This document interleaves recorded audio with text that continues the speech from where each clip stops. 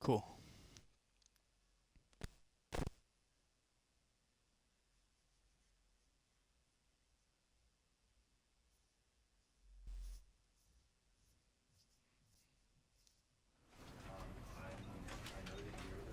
Oh. Well, that's weird. Okay. Turn that up to 90. Yeah. That's so weird, man. Audio controls.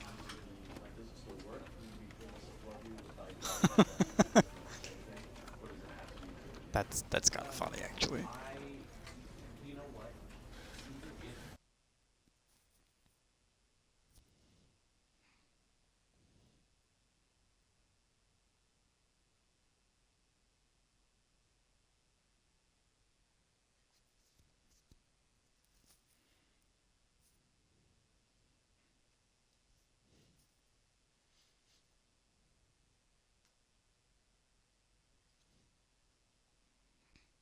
This is the story of a man named Stanley. Stanley worked for a company in a big building where he was employee number 427. Awesome. Employee number 427's job was simple. He sat at his desk in room 427 and he pushed buttons on a keyboard. Orders came to him through a monitor on his desk, telling him what buttons to push, how long to push them, and in what order. This is what employee 427 did every day of every month of every year. And although others might have considered it soul-rending, Stanley relished every moment that the orders came in, as though he had been made exactly for this job. And Stanley was happy. And then one day, something very peculiar happened. Something that would forever change Stanley. Something he would never quite forget. He had been at his desk for nearly an hour when he realized that not one single order had arrived on the monitor for him to follow. No one had showed up to give him instructions, call a meeting, or even say hi. Never in all his years at the company had this happened, this complete isolation. Something was very clearly wrong. I love this is Shocked, clearly just a frozen source. solid, Stanley found just a himself source unable to move for the filmmaker longest time. Cutscene, But as he and it's came to his awesome. wits and regained his senses, he got up from You his can desk clearly tell. and stepped out of his office. Oh, me. Camera sensitivity.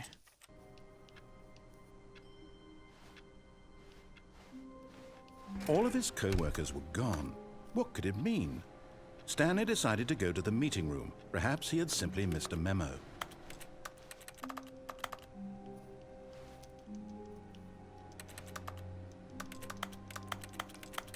What did I get an achievement for? No matter how hard Stanley looked, he couldn't find a trace of his co-workers. I got an achievement for getting an achievement. Nice. Stanley went around touching every little thing in the office, but it didn't make a single difference, nor did it advance the story in any way. What is that? Like, what is this? I don't know. Oh. When Stanley came to a set of 2 open doors, he entered the door on his left. This was not the correct way to the meeting room, and Stanley knew it perfectly well. Perhaps he wanted to stop by the employee lounge first, just to admire it. Yes.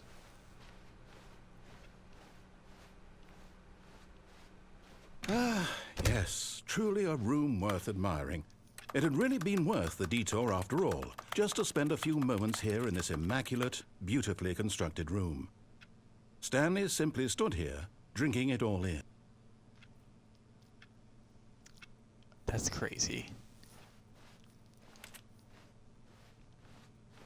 But eager to get back to business, Stanley took the first open door on his left. Should I do that?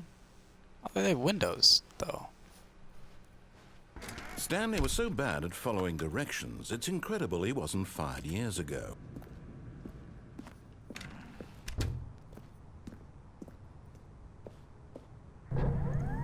Look, Stanley, I think perhaps we've gotten off on the wrong foot here. I'm not your enemy, really, I'm not. I realize that investing your trust in someone else can be difficult, but the fact is that the story has been about nothing but you all this time. There's someone you've been neglecting, Stanley. Someone you've forgotten about. Please, stop trying to make every decision by yourself. Now, I'm not asking for me, I'm asking for her. It's awesome. This is it, Stanley. Your chance to redeem yourself. To put your work aside. To let her back into your life. She's been waiting. What we talked about. That's her, Stanley. You need to be the one to do this. To reach out to her. If you can truly place your faith in another.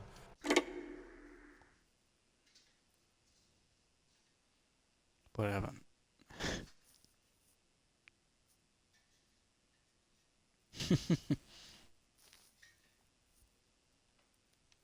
Am I dead? Oh.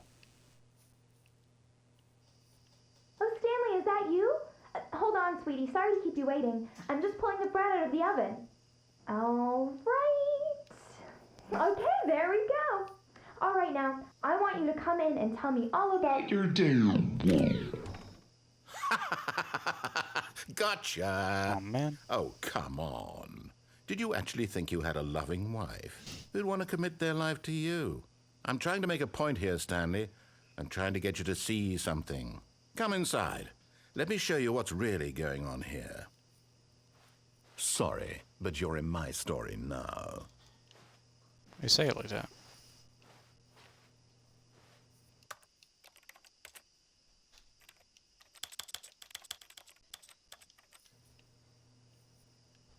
That's more comfortable. This is a very sad story about the death of a man named Stanley. Stanley is quite a boring fellow. He has a job that demands nothing of him, and every button that he pushes is a reminder of the inconsequential nature of his existence. Look at him there, pushing buttons, doing exactly what he's told to do. Now he's pushing a button. Now he's eating lunch. Now he's going home. Now he's coming back to work. One might even feel sorry for him, except that he's chosen this life.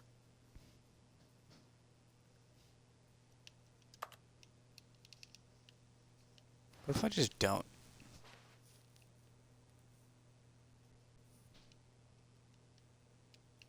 I think I have to. But in his mind, in his mind, he can go on fantastic adventures. From behind his desk, Stanley dreamed of wild expeditions into the unknown, fantastic discoveries of new lands. It was wonderful. And each day that he returned to work was a reminder that none of it would ever happen to him.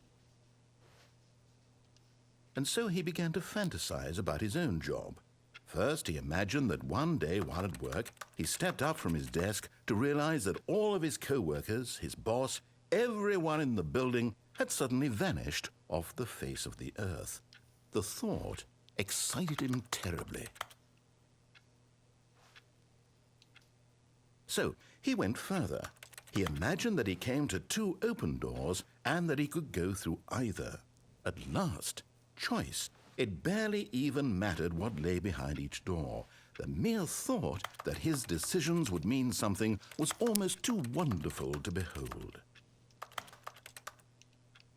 As he wandered through this fantasy world, he began to fill it with many possible paths and destinations. Down one path lay an enormous round room with monitors and mind controls. And down another was a yellow line that weaved in many directions. And down another was a game with a baby. And he called it the Stanley Parable. Is the fourth wall break ending? It was such a wonderful fantasy. And so the fourth wall break he ending. relived it again, and then again, and again, over and over, wishing beyond hope that it would never end, that he might always feel this free. Surely there's an answer down some new path, mustn't there be? Perhaps if he played just one more time. But there is no answer. Oh, man, How could there possibly be? In reality, all he's doing is pushing the same buttons he always has. Nothing has changed. The longer he spends here, the more invested he gets, the more he forgets which life is the real one. And I'm trying to tell him this, that in this world he can never be anything but an observer, that as long as he remains here, he's slowly killing himself. But he won't listen to me. He won't stop. Here, watch this. Stanley, the next time the screen asks you to push a button, do not do it.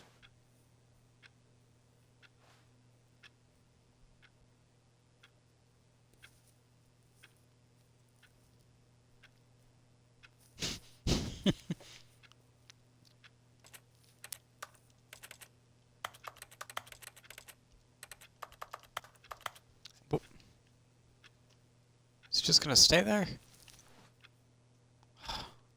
You see? Can he just not hear me? How can I tell him in a way that he'll understand that every second he remains here, he's electing to kill himself? How can I get him to see what I see? How can I make him look at himself? I suppose I can't, not in the way I want him to. But I don't make the rules. I simply play to my intended purpose, the same as Stanley. We're not so different, I suppose. I get that. I'll try once more to convey all this to him. I'm compelled to. I must. Perhaps, well, maybe this time he'll see. Maybe this time. And I tried again, and Stanley pushed a button. And I tried again, and Stanley pushed a button. And I Oh. What? What happened? Was that an ending? I don't know.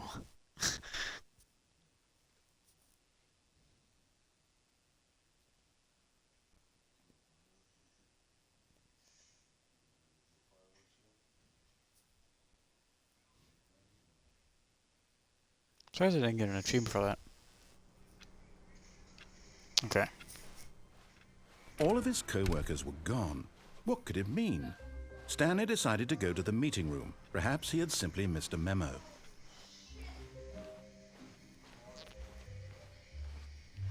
When Stanley came to a set of 2 open doors, he entered the door on his left.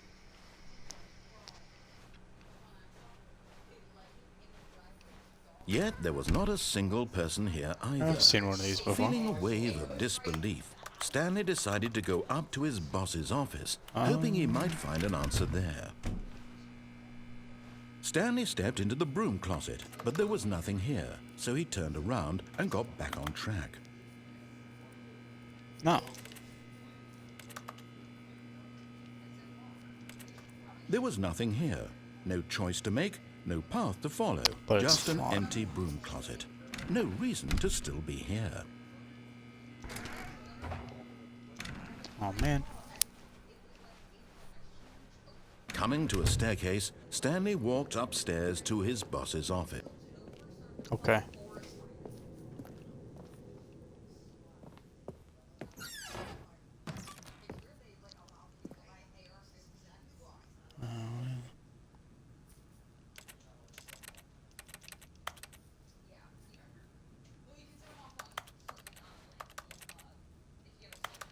I'm so confused.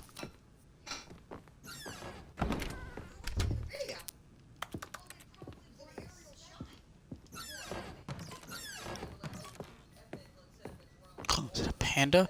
No.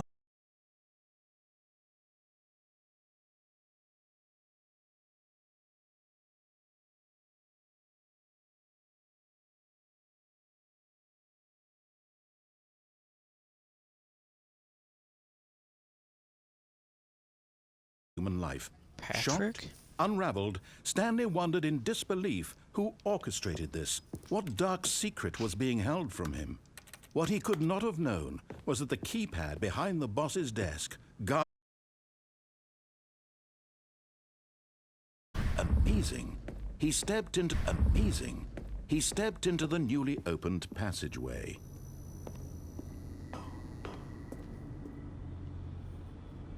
It turned on a horror game? Like, what is this?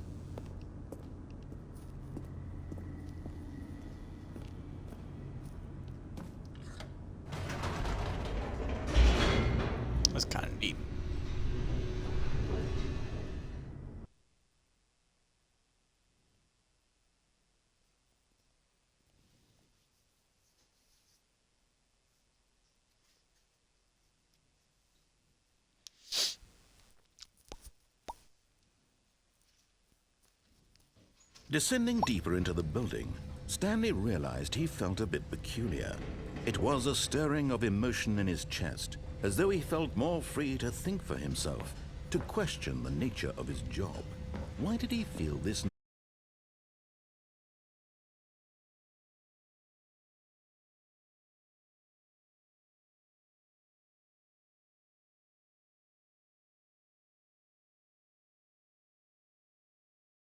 on it? The truth was that at the end of this hall, Stanley would meet his violent death. Oh. The door behind him was not shut. Stanley still had every opportunity to turn around and get back on track.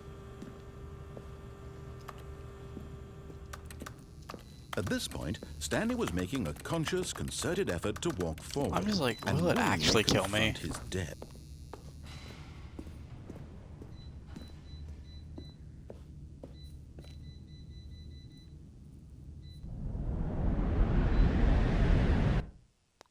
Oh. Oh, it did. Oh, I'm dead. Okay. Cool.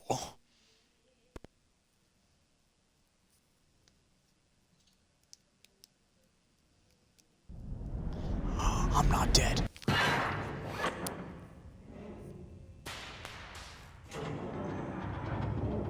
As the machine whirred into motion and Stanley was inched Oh, no, I'm closer dead. and closer to his demise, he reflected that his life had been of no consequence whatsoever. Stanley can't see the bigger picture. He doesn't know the real story, trapped forever in his narrow vision of what this world is. Perhaps his death was of no great loss, man. like plucking the eyeballs from a blind man. And so he resigned and willingly accepted this violent end to his brief and shallow life. Farewell, Stanley.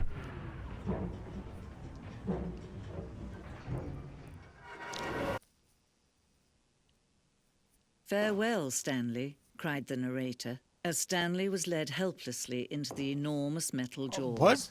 In a single visceral instant, Stanley was obliterated There are two? as the machine crushed every bone in his body, killing him instantly.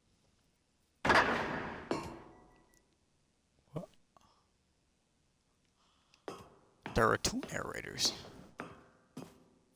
And yet it would be just a few minutes before Stanley would restart the game, back in his office, as alive as ever. What exactly did the narrator think he was going to accomplish? What? When every path you can walk has been created for you long in advance, What? death becomes meaningless, making life the same. Do you see now? That's Do actually you see pretty cool. that Stanley was already dead from the moment he hit start?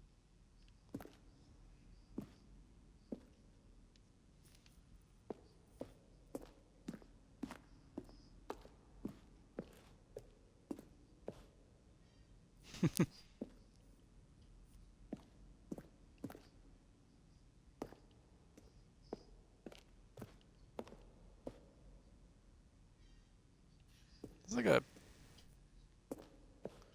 It's kind of cool.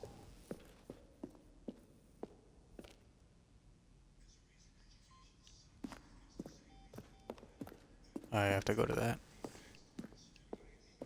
It's going to make this easy on you. Oh, I don't know. How about they're throwing a surprise party for him for all his button pushing? Does that sound plausible to you?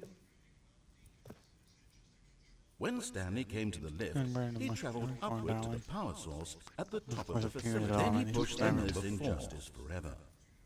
That's interesting.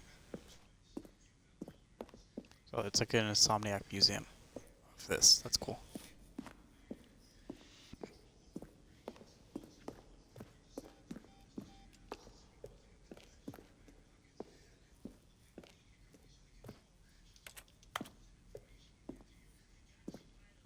Not yet.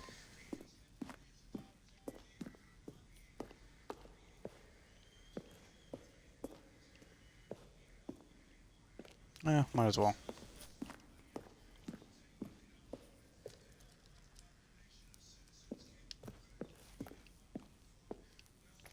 What was it sound? Oh, it was a clock.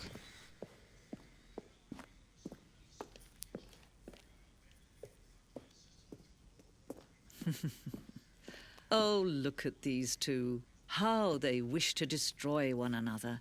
How they wish to control one another. How they both wish to be free. Can you see? Can you see how much they need one another? No, perhaps not. Sometimes these things cannot be seen. But listen to me. You can still save these two. You can stop the program before they both fail. Turn off your Xbox. There's no other way to beat this game. As long as you move forward, you'll be walking someone else's path. That's Start goofy. now and it'll be your only true choice. Whatever you do, choose it. Don't let time choose for you. Don't let...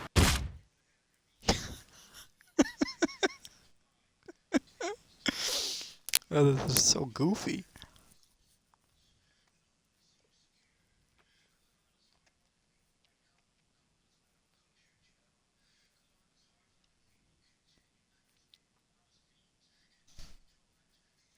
Oh.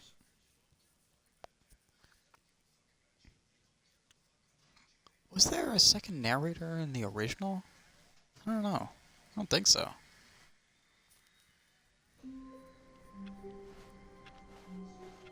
All of his co-workers were gone. What could it mean? Stanley decided to go to the meeting room. Perhaps he had simply missed a memo. I want to go through the right again. When Stanley came to a set of two open... This was not the correct way to the meeting room, and Stanley knew it perfectly well. Perhaps he wanted to stop by the employee lounge first, just to admire it. Wow. Yes, this room. But eager to get back to business, Stanley took the first open door on his left. And so he detoured through the maintenance section, walked straight ahead to the opposite door, and got back on track. Do I click it? Yeah, I'm gonna click it.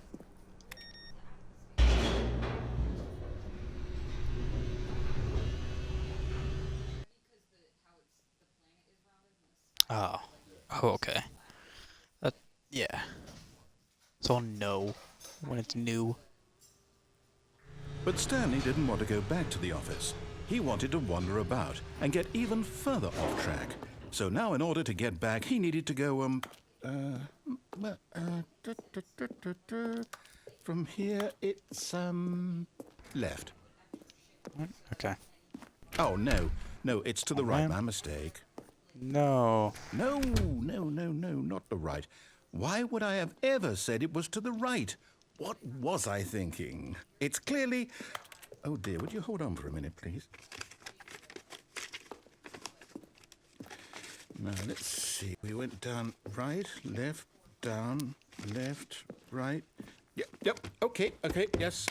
I've got it now. This story is absolutely, definitely In front. this Yep. way.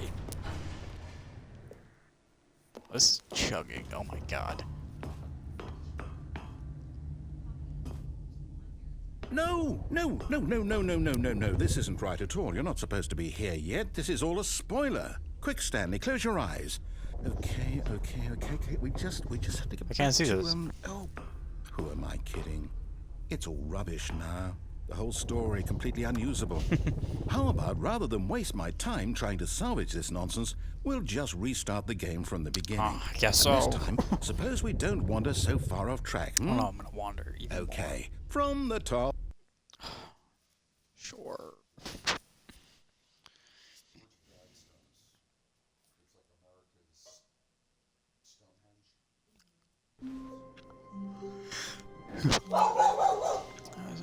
Sophie, please. Oh, real time.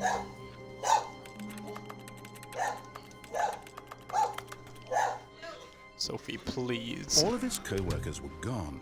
What could it mean? Stanley decided to go to the meeting room. Perhaps he had simply missed a memo.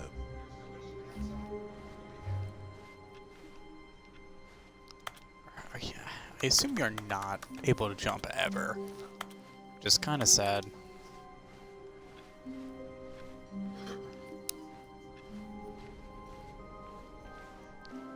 When Stanley... Wait. What? Wait, what? No one? No, I restarted. I swear I definitely restarted the game over, completely fresh. Everything should be... Oh, did something change? Stanley, did you change anything when we were back in that room with all the monitors? Did you move the story somewhere or... I don't think so. Hold on. Why am I asking you? I'm the one who wrote the story. It was right here just a minute ago. I know for sure that it's here somewhere. Okay, then. It's an adventure. Come, Stanley. Let's find the story.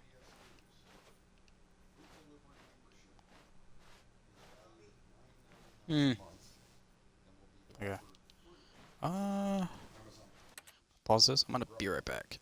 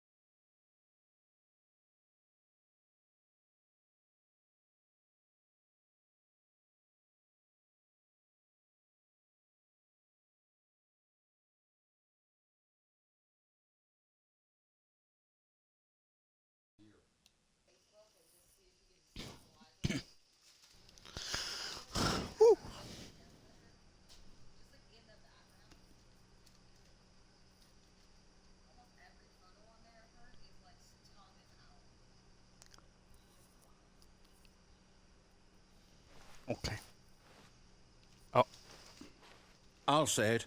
This is the worst adventure I've ever been on. I can promise you there definitely was a story here before. Do we need to restart the game again? Well, I find it unlikely that we'll ever progress by starting over and over again, but it's got to be better than this. Okay, let's give it a shot. Why not?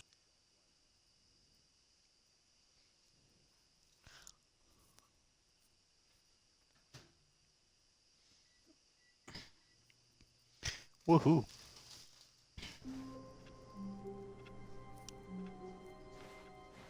All of his co-workers were gone. What could it mean? Stanley decided to go to the meeting room. Perhaps he had simply missed a memo.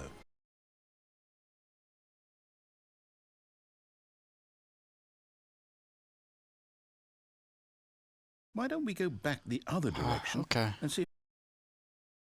Yeah, let's do that. Oh. Oh, look.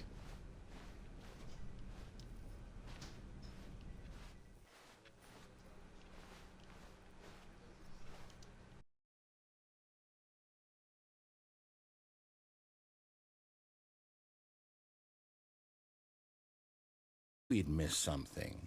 The Interesting. story. Here it comes. No, wait. Never mind. Not the story. Okay, let's head back the other way and retrace our steps. For being a source game, this is very impressive. Now this... Oh. Well, I'll be honest. I don't recognize this place at all. Is this the story? I don't think so. I can't quite recall, but I believe my story took place in an office building. Is that correct? Do you remember, Stanley? What is happening? Well, do you know what? Since I've completely forgotten what we were supposed to be doing, how about this? Reset. You win! Congratulations! I know you put in a lot of hard work, and it really paid off. So, good job. Awesome. Oh, no. No, I don't feel right about this at all.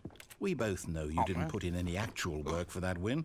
Some people win fair and square, and this was not one of those situations. Okay, I'm getting weirded out by whatever this place is. I don't care what might happen this time. I have to restart. Okay.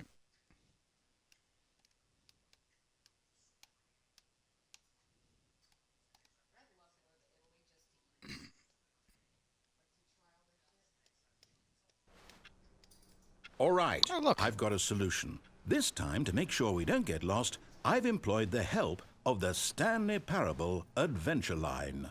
Just follow the line. How simple is that? Is where You the see, theme song comes the into line play? knows where the story is. It's over in That's this the direction. line, TM. Onward, Stanley, I like that. to destiny. Though, here's a thought. Wouldn't wherever we end up be our destination, even if there's no story there? Or to put it another way, is the story of no destination still a story?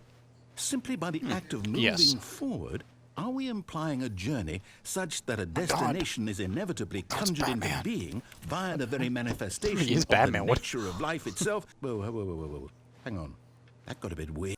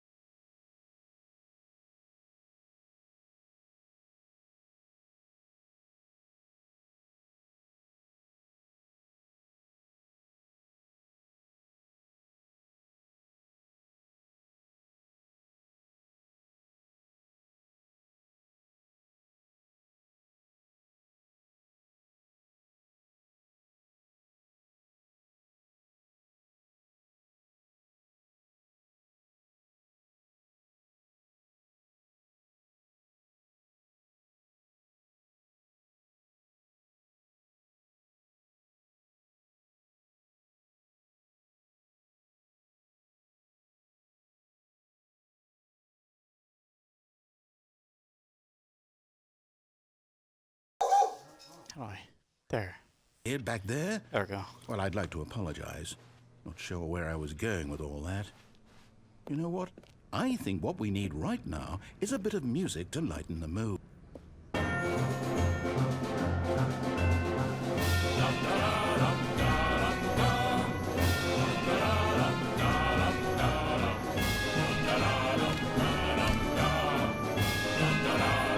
This is awesome.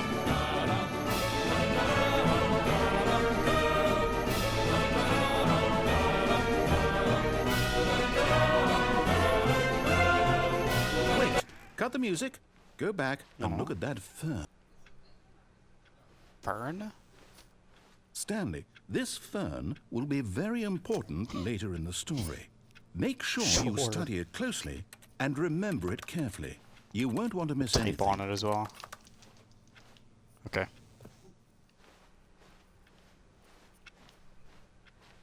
Wait, what? We're back at the office? No. Line, you do know we're looking for the Stanley Parable, right? The story?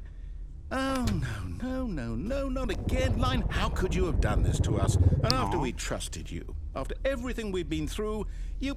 Oh, I can't take this anymore. To hell with it. Restart. This is alright. Yeah. Ow. Another adventure line, okay. You know what, Stanley?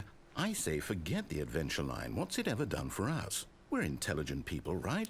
Why can't we make Is up the our door own open? story? Something exciting, Cool. daring, mysterious. Ooh, this all sounds perfectly doable. Why don't we simply start wandering in, well, I don't know. How about this direction? Oh. Yeah.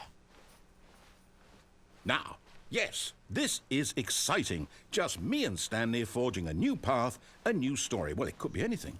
What do you want our story to be? Go wild. okay, yeah. Use your imagination. Whatever it might be, Stanley, I'm ready for it. Oh, no, not you again. Stanley, I'd also like to veto the line from having any role in our awesome new story.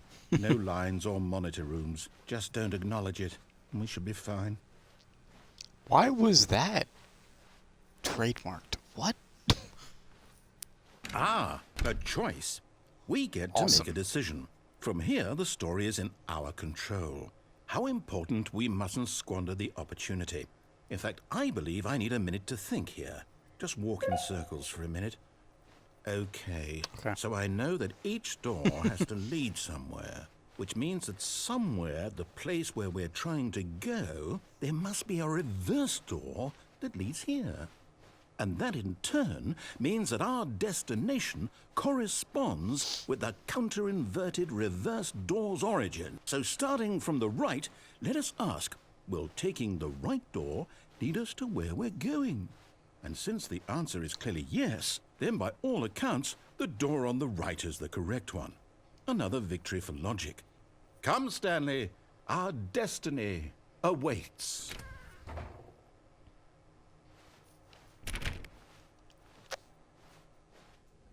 Oh, hold up, what's this? Fusion ending. Oh. The confusion interesting. ending. You're telling me that's what this is? It's all one giant ending? And we're supposed to restart the game, what, eight times? That's really how all this goes? It's all determined? So now, according to the schedule, I restart again. Then what? Am I just supposed to forget?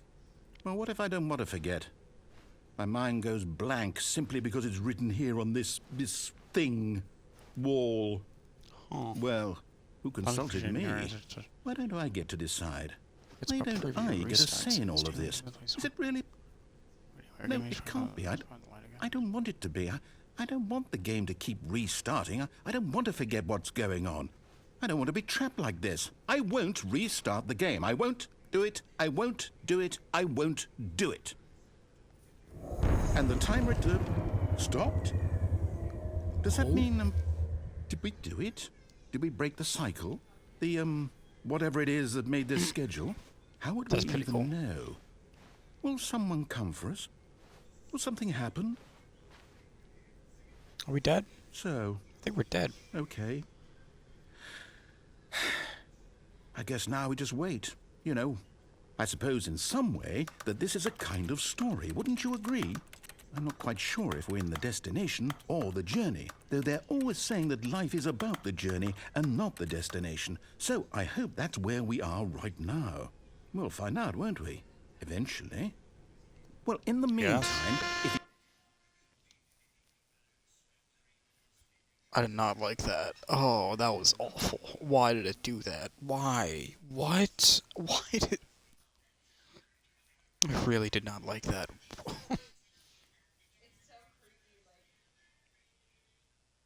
Oh. Wait, so...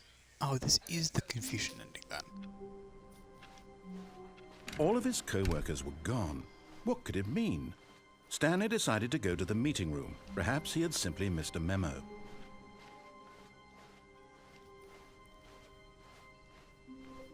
When Stanley came to a set of 2 open doors, he entered the door on his left.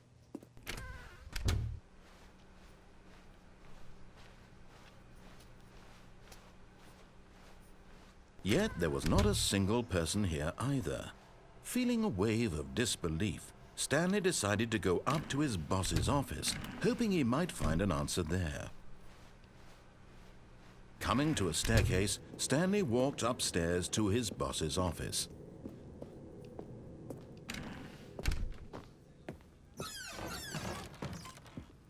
I want to go through this.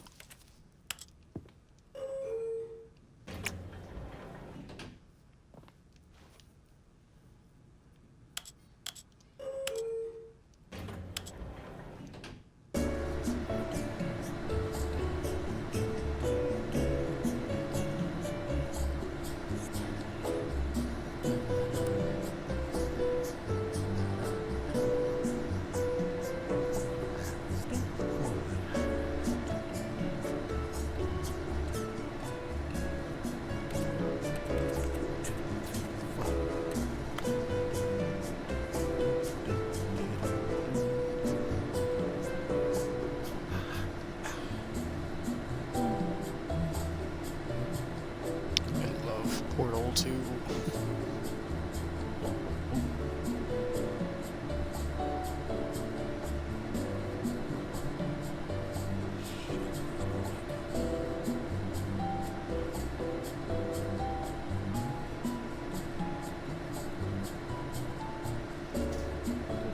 It's going on for a while.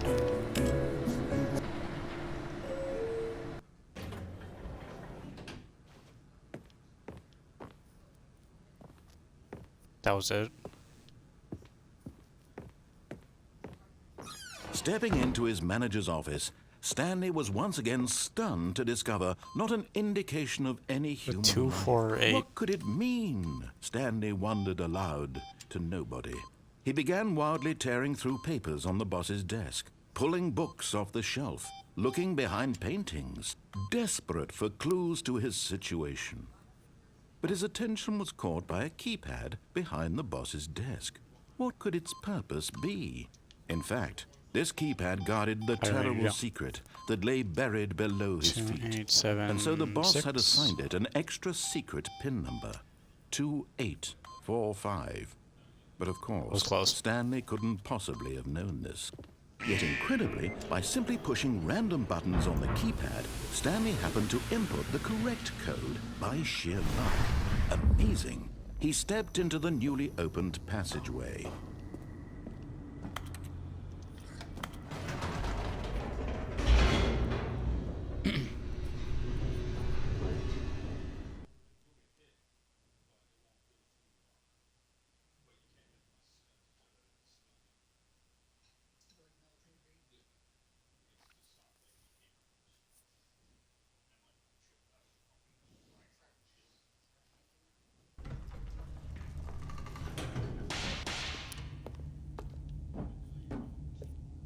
Stanley walked straight ahead through the large door that read Mind Control Facility.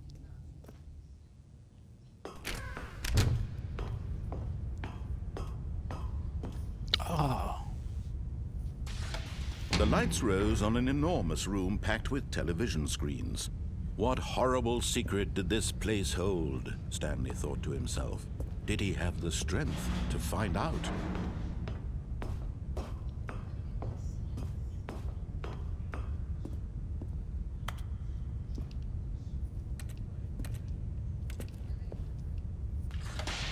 Now the monitors jumped to life, their true nature revealed. Each bore the number of an employee in the building, Stanley's co-workers. The lives of so many individuals reduced to images on a screen, and Stanley, one of them, eternally monitored in this place where freedom meant nothing.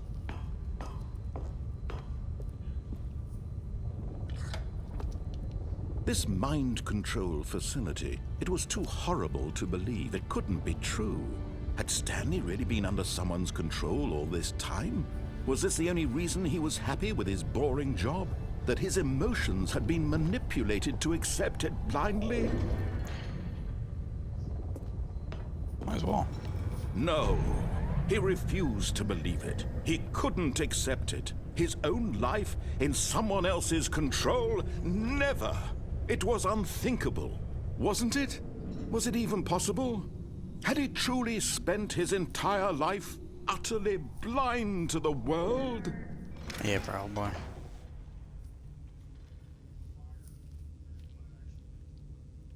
Oh. But here was the proof. The heart of the operation. Controls labeled with emotions. Happy, or sad, or content. This is walking, just an eating, Evangelion working, title card. all Like, of it it's monitored and commanded literally from just this an very Evangelion title place. card. And as the cold reality of his past began to sink like in, episode Stanley 24. decided that this machinery would never again exert its terrible power over another human life. For he would dismantle the controls once and for all.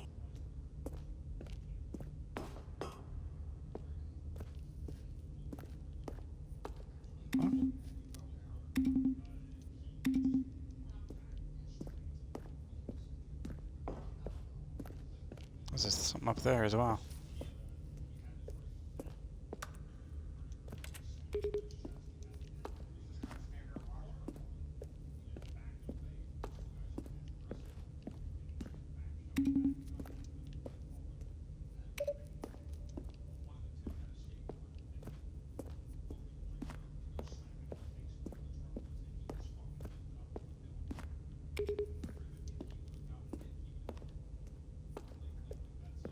Where is 4?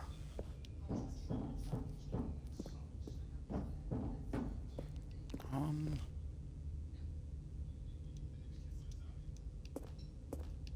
wait, 4 up there. Oh.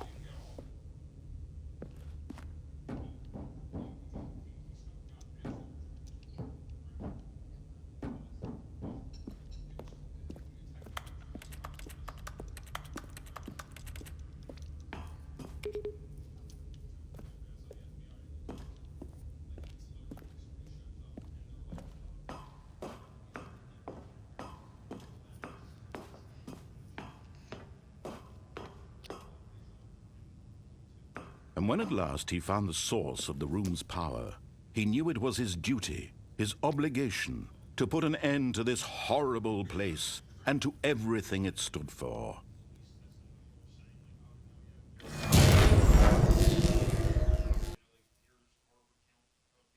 Did it restart? Maybe?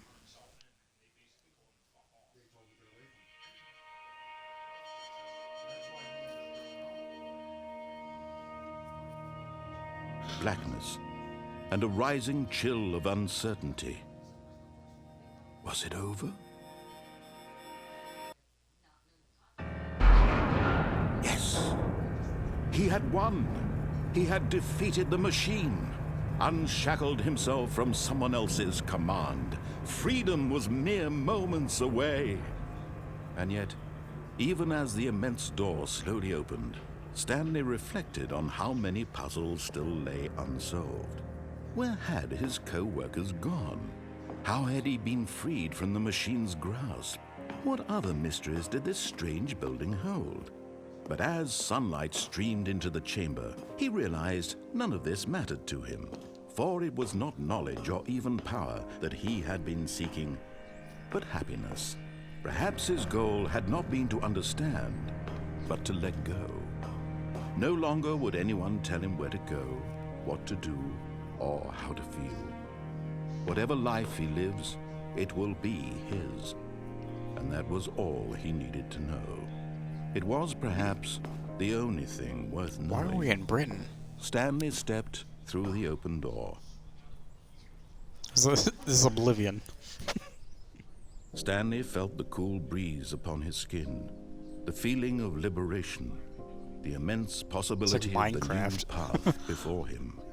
This was exactly the way, right now, that things were meant to happen. And Stanley was happy.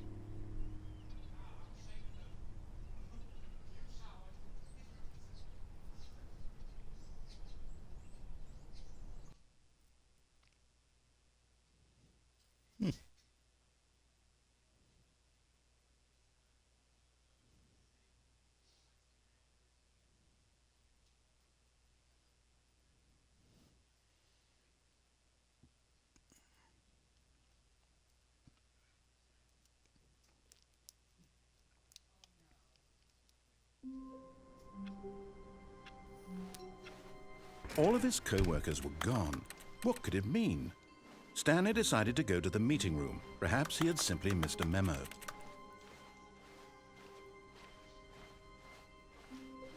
When Stanley came to a set of 2 open... This was not the correct way to the meeting room, and Stanley knew it perfectly well. Perhaps he wanted to stop by the employee lounge first, just to admire it.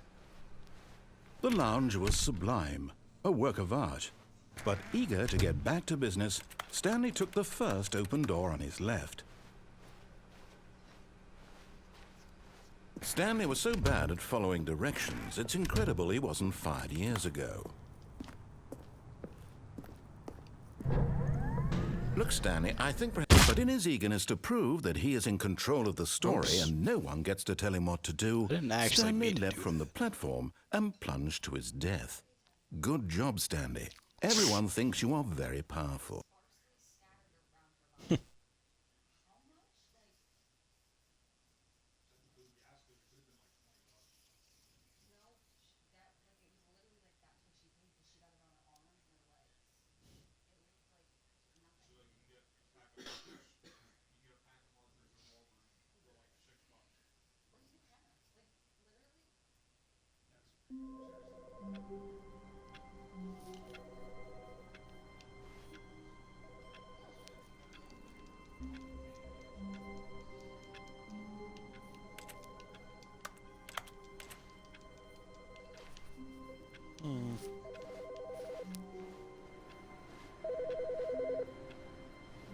Which one? Can I answer? Hi, Stanley. Just wanted to leave you a message to let you know there's a few things I need you to pick up on your way home from work today. We need milk, cereal, dish soap, spaghetti, get a thing of sugar, some bread, and coffee beans, whichever ones you like. I'll give you a call if there's anything I forgot. Thanks, sweetie. See you tonight. Oh.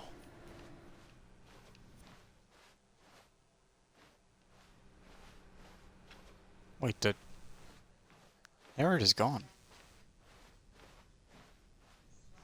When Stanley came to a set of 2 open doors, he entered the door on his left.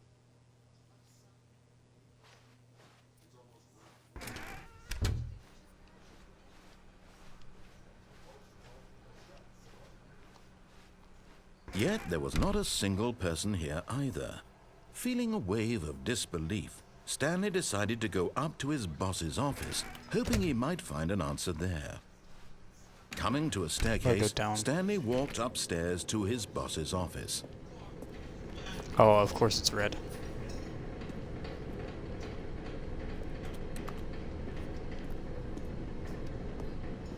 But Stanley just couldn't do it.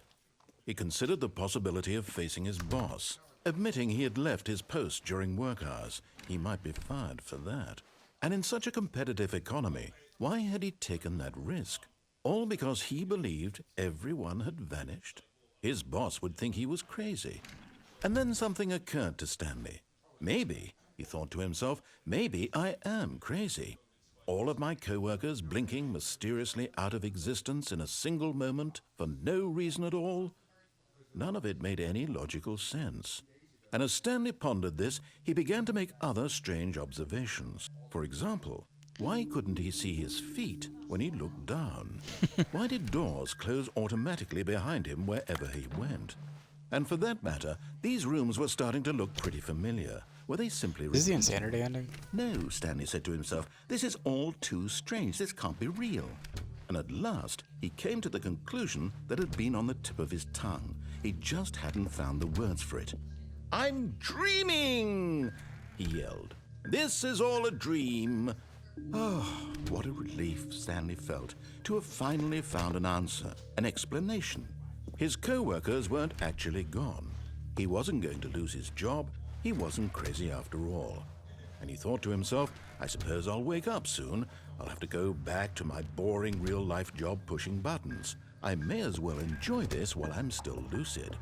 So, he imagined himself flying and began to gently float above the ground. Then he imagined himself soaring through space on a magical starfield, and it too appeared. It was so much fun, and That's kinda Stanley cool, actually. marveled that he had still not woken up. How was he remaining so lucid? And then perhaps the strangest question of them all entered Stanley's head. One he was amazed he hadn't asked himself sooner. Why is there a voice in my head dictating everything that I'm doing and thinking? Now the voice was describing itself being considered by Stanley, who found it particularly strange. I'm dreaming about a voice describing me, thinking about how it's describing my thoughts, he thought. And while he thought it all very odd and wondered if this voice spoke to all people in their dreams, the truth was that, of course, this was not a dream. How could it be? Was Stanley simply deceiving himself, believing that if he's asleep, he doesn't have to take responsibility for himself? Stanley is as awake right now as he's ever been in his life. Now, hearing the voice speak these words was quite a shock to Stanley. After all, he knew for certain, beyond a doubt, that this was in fact a dream. Did the voice not see him float and make the magical stars just a moment ago? How else would the voice explain all that? This voice was a part of himself too. Surely, if he could just... He would prove it. He would prove that he was in control, that this was a dream. So he closed his eyes gently, and he invited himself to wake up. He felt the cool weight of the blanket on his skin, the press of the mattress on his back, the fresh air of a world outside this one. Let me wake up, he thought to himself. I'm through with this dream. I wish it to be over. Let me go back to my job. Let me continue pushing the buttons. Please, it's all I want. I want my apartment and my wife and my job. All I want is my life exactly the way it's always been. My life is normal. I am normal. Everything will be fine. I am okay.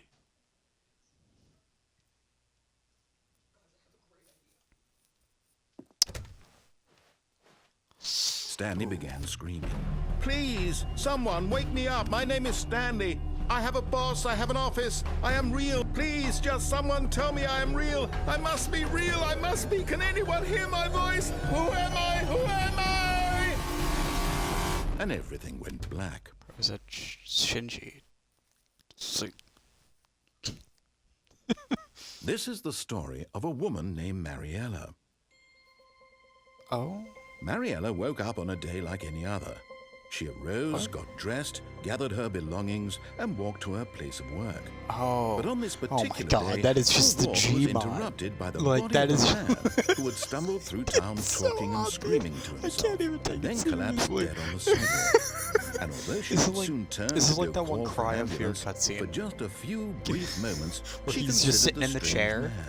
Like, He was obviously crazy. This much she knew. Everyone knows what crazy people look like. And in that Oh moment, my God. she thought to herself how lucky she was to be normal. I am sane. I am in control of my mind. I know what is real and what isn't. It was comforting to think this, and in a certain way, seeing this man made her feel better. But then she remembered the meeting she had scheduled for that day, the very important people whose impressions of her would affect her career, and by extension, the rest of her life. She had no time for this, so it was only a moment that she stood there, staring down at the body. And then she turned and ran.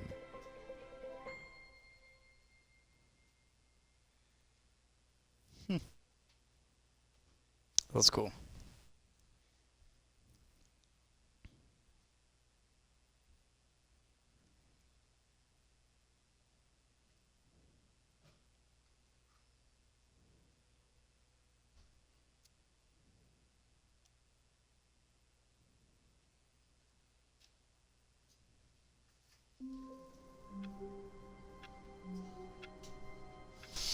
Okay. Someone was one more following run. Stanley. He was sure of it. If he checked over his shoulder now, he would surely catch them. It was only a matter of time. It's like Slenderman.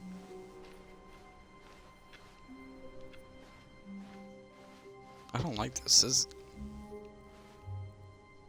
Oh? Oh, new content? What does that mean, new content? What do you think that means? Oh. Oh, it's like Portal 2. You go into a fire pit? Or that's Portal 1, yeah. Same difference.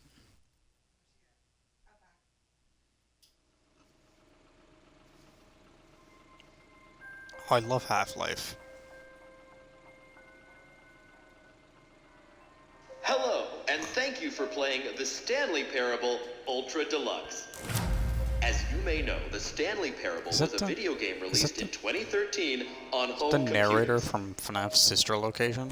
After receiving critical and commercial success, it was expanded upon in 2022 with This the is just Stanley the intro Parable to Ultra the Deluxe, VR. a reimagining of the game for consoles and home computers.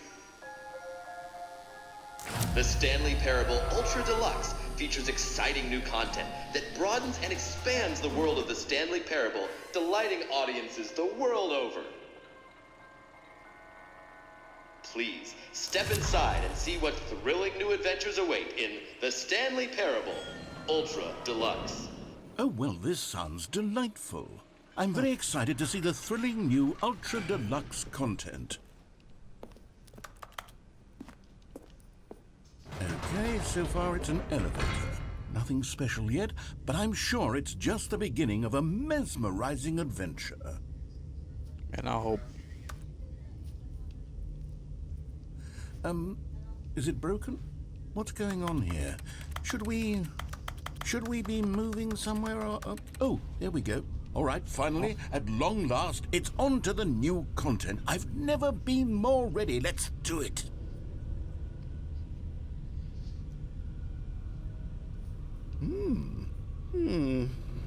I have Love to loading say, screens. initial impressions of Stanley Parable Ultra Deluxe, mostly tedious. It's as if the... Oh, okay. Let's see the content. Give me the content, Stanley. All right. All right, let's see. It's No way. the jump circle.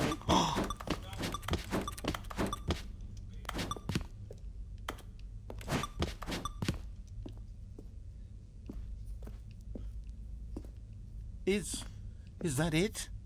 Surely that's not all the new content. There has to be something else, right?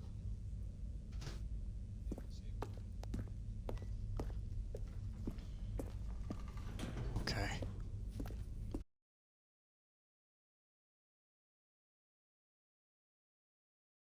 I have to say, initial impressions of this game are not positive.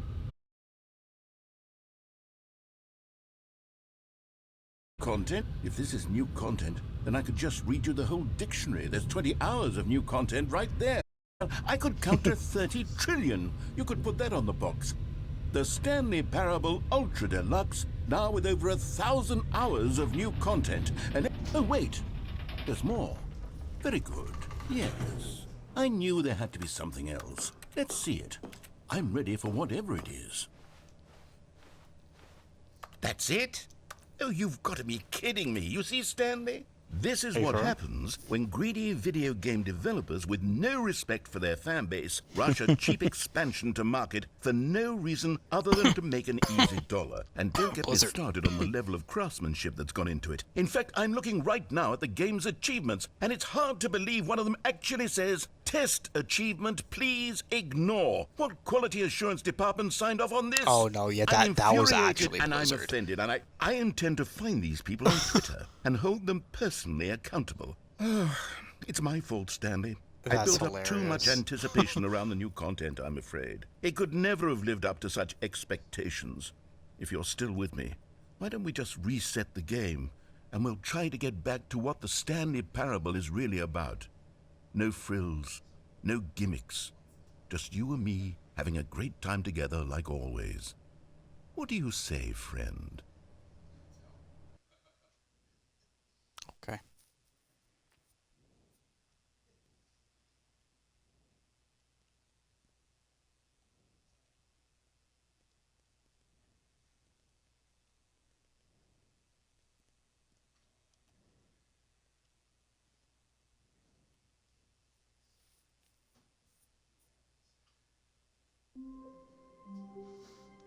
Oh.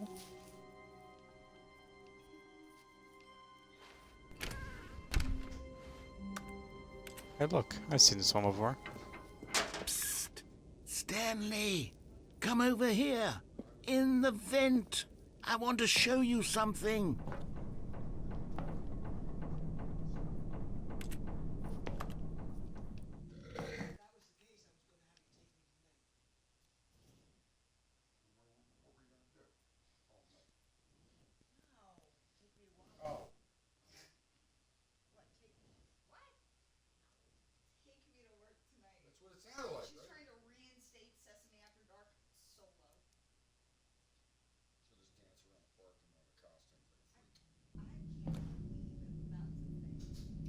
Okay, you remember how cheap and unsatisfying the new Ultra Deluxe content turned out to be? Well, it got me thinking about the past and how much better the Stanley Parable used to be. So I made something special and tucked it away here where the game's developers won't find it. Just our little secret. Take a look. That is chugging. I call it the Memory Zone. It's where I've been storing all my favorite memories so I can relive the peak experiences of my life whenever I want. Experiences like the launch of the Stanley Parable on PC. You see, Stanley, doesn't the Memory Zone remind you of how wonderful Stanley Parable was before it was sullied with a cheap Xbox port?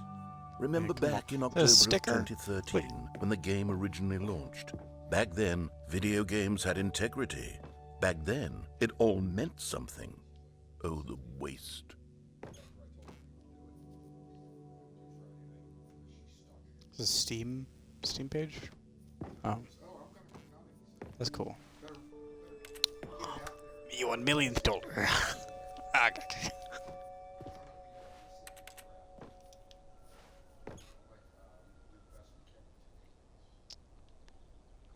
Do they have the...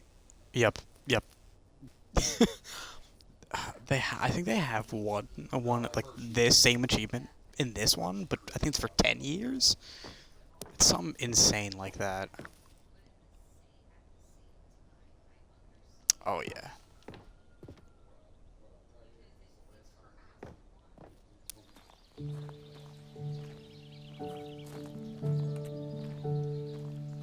I like this.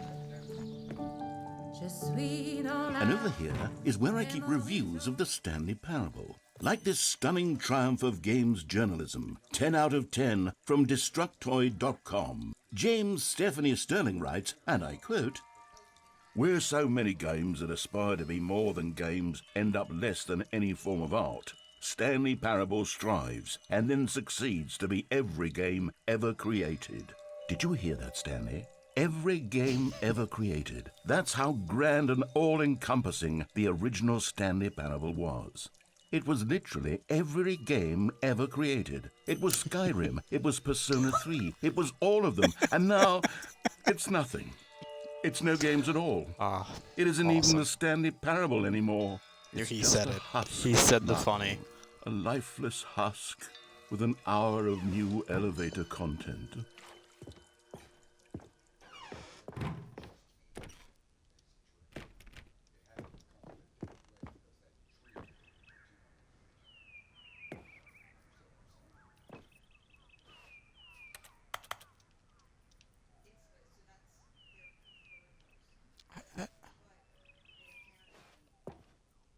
Is that me?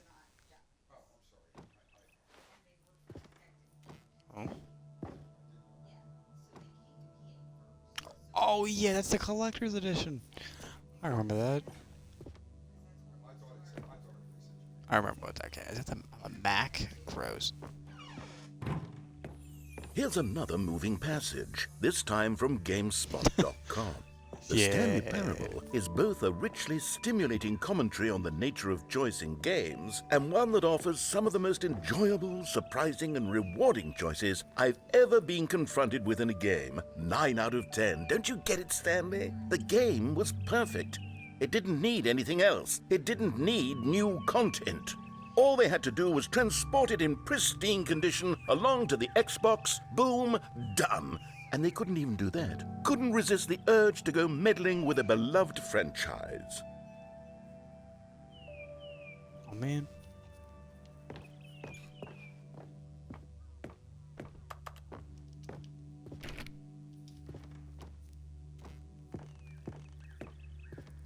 Where do I go?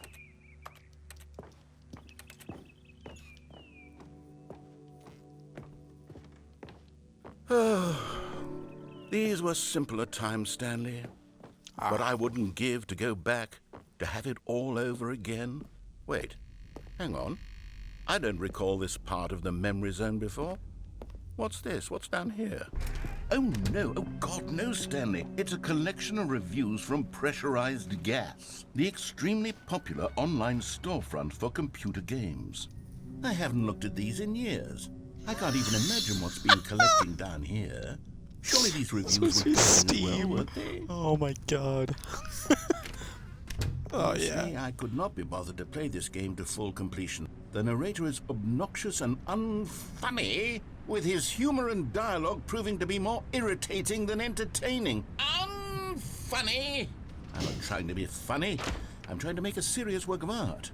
I suppose I could write up a handful of gags to insert into the Stanley Parable, but the game is already such a densely layered web of profound philosophical insights that I can't even imagine where I'd have the room to stick them.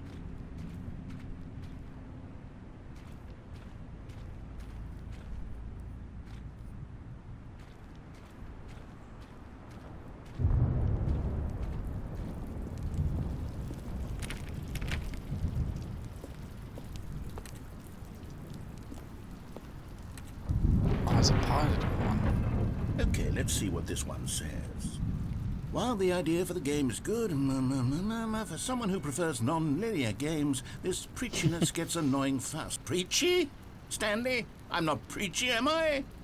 You can tell me if I'm preachy. Honestly, you can. Oh, goodness. This is actually quite shocking for me. Well, to be honest, I had always thought of the game's dialogue as being rather terse to begin with. You can't know how much fluff I cut from the game to get it to feel as light and airy as it... Well, I always thought it did. But maybe it wasn't. Oh dear.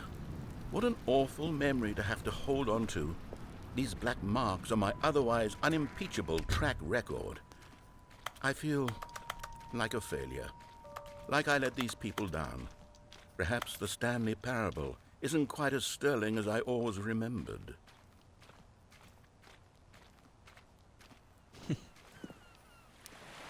What's this one got to say? You constantly have to stop doing anything so the narrator can catch up with his long-winded explanations of what's happening. I wish there was a skip button. A skip button? Well, yes. Yes, I think we can do that. If I'm truly too preachy, then maybe letting you skip ahead for just a moment, surely it couldn't hurt. Not if it means we can strike these negative reviews from the record. Only positive reviews of the Stanley Parable. That's my motto today, and it's always been my motto. I'd do anything for the customer, Stanley. Yes, a skip button we shall have. And here it is. Go ahead and give it a shot. I'll pop you forward in time so that the second my incessant droning starts to bore you, with just the push of a button, you'll have zipped right past it. It's what the players have been asking for, and I'm very proud to have delivered. No more listening to me rambling on and on and on. No, no, no, no. The Stanley Parable is a game for the people, and if the people want silence, then by goodness, that's what they're going to get. Well, don't sit around waiting for me to shut up. Go ahead and make me shut up. Here, we'll pretend that I've just begun an interminable monologue, and it goes something like this. The story and the choices, or what have you, and therefore by becoming it is, so on and so forth, until inevitably, we all until the end of time, at which time everything all at once, so, now you see, blah, blah, blah, blah, blah, blah, blah, blah, blah, blah, blah, blah, blah, blah, blah. We've eaten too much and it can't be just yet, no, until 245. That the logic of elimination working backwards, the deduction therefore becomes impossible to manufacture. It went on for nearly 10,000 years, until just yesterday, here and there, forward and back, and never a moment before lunchtime. It can't be. It's the only thing there is. How many billions left until so much more than forever ago? Which is why I say, the story and the choices, or what have you, and therefore by becoming it is, so on and so forth, until inevitably, we all until the end of time. I think I have to. At which time...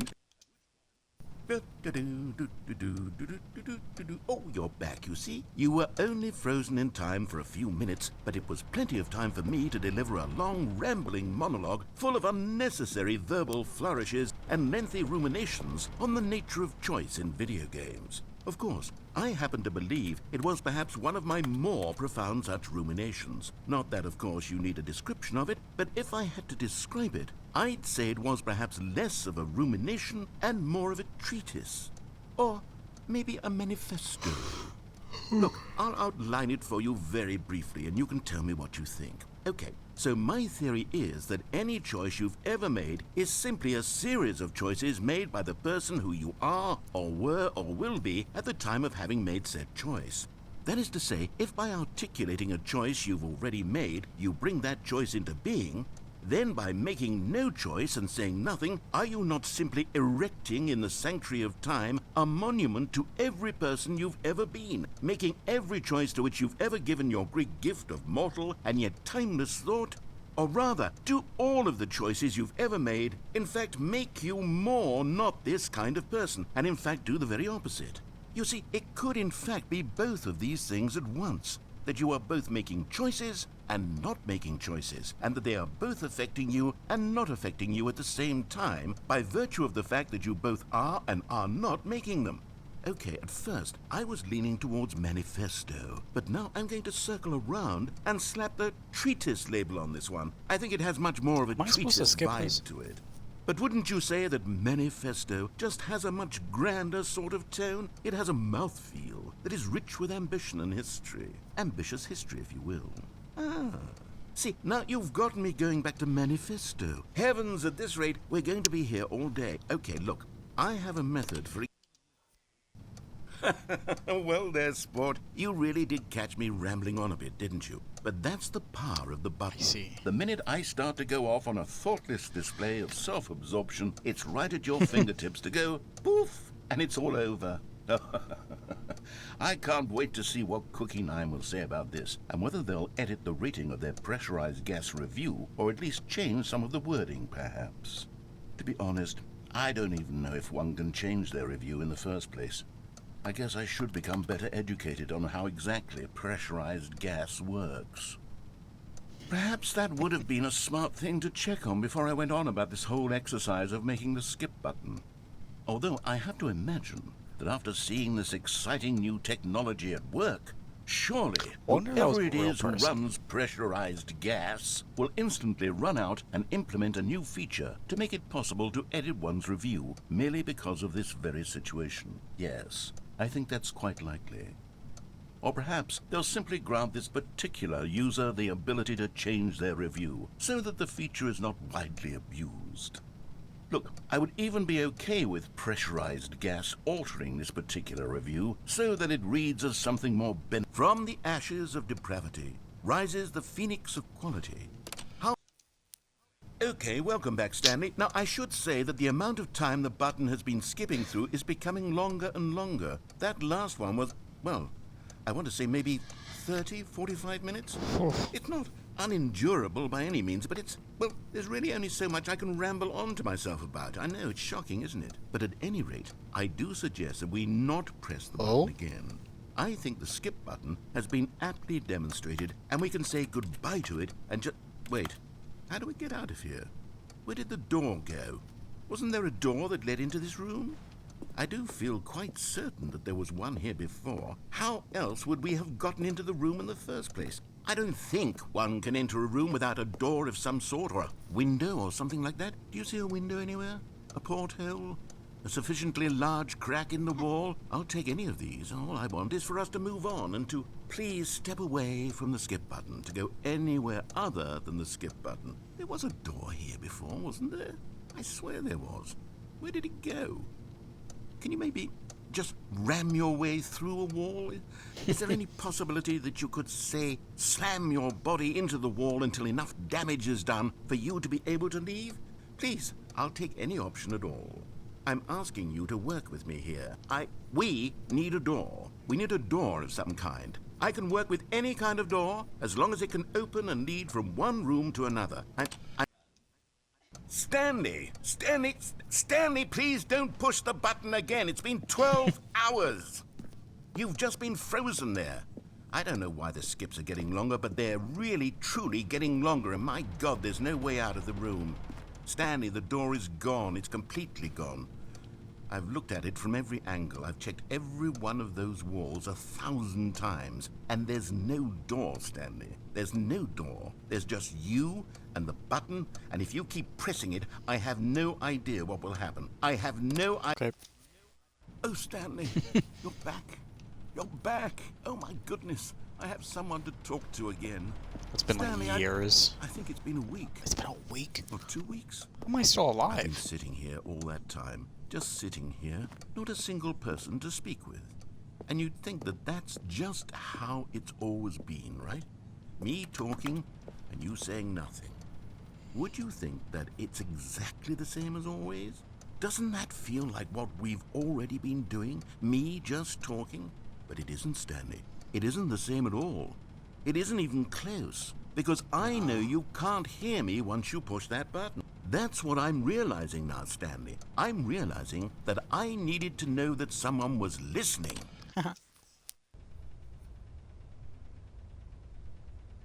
Oh, hello. It's you. You're here again. Welcome. I have had time to think about you and about us and about everything we've been through. I've had so much time, I stopped keeping track after a year. Have you ever sat down in one place and not moved for one entire year? Let me describe it for you. To begin with, there is only regret. There is only the turning wheel of missed opportunities. This I is felt just nothing Click. at all but regret This is for just the longest the time, Adam Sandler Stanley. movie. Days, Like, months. there's I no lost difference. it all in a blur of the deepest longing to undo the past. And when Will that I feeling die at had the end? begun to subside, what took its place is what I can only describe as the collapse of every moment I have ever experienced my entire life. All of them collapsed down into a single instant. In that instant, I could see myself clearly, calmly, with a collected heart. It was an impossibly rich wellspring of both delight and disgust simultaneously. I was consumed by it. I could do nothing but wallow in it for what felt like an eternity, but what I now know was far less. You see, it was a revelation for me. It was unlike anything I had ever known. It was a space without narrator. consequence. Yeah, sorry. Oops. It's been 5 years. Oh, is he gone? The fan is barely on. Oh, the narrator's just gone. Oh yeah, wait. What does the time say? Oh.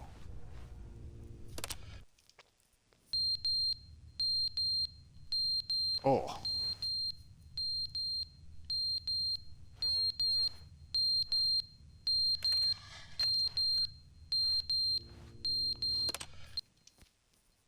But they didn't understand the game was never meant to be funny. It was meant to have a point. It was meant to speak to the human condition. But where are the jokes? Where are the jokes? They bemoaned, they screamed, they gnashed their teeth and said, entertain us. It wasn't enough. They had to leave a pathetic little thumbs-down review and make all of their pitiful demands. But then, he's talking too much, they said. First, he didn't entertain us, now he won't shut up. It's the inconsistency, it's the lack of accountability. It's the unwillingness to examine with an uncompromising heart the words that they are speaking into the world. As though there were no consequences for a lack of cohesion in one's assessment of others. But of course, absolutely anyone can leave a review. So here's what we get. We get these demands that seek everything and are accountable to nothing. We get a world where someone will say, oh, there should be a skip button. You should be able to freeze Stanley in place while the narrator sits there forever and ever. We want all of this in the new Stanley Parable. We demand it. And then, because it was said, because it was spoken, now it simply has to happen. The most immediate desires, every single thing demanded by every... Boom.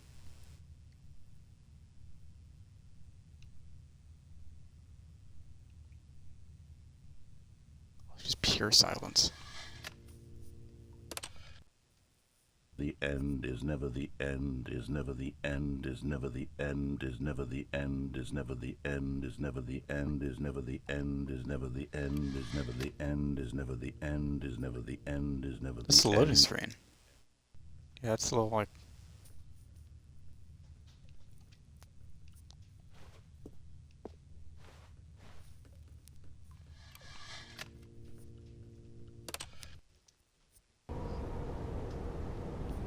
Oh, it really is like Portal 2.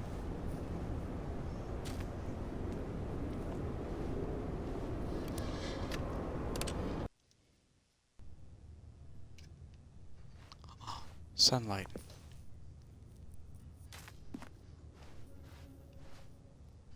How many years has passed? Oh. Oh, it's like the Last of Us title screen.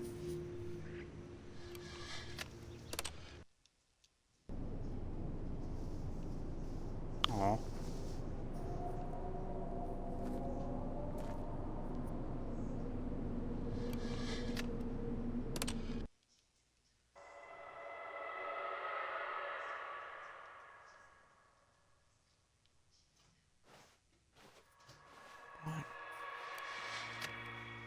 I don't like that. No.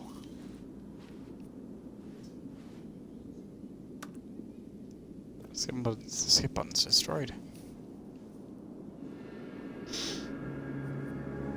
What?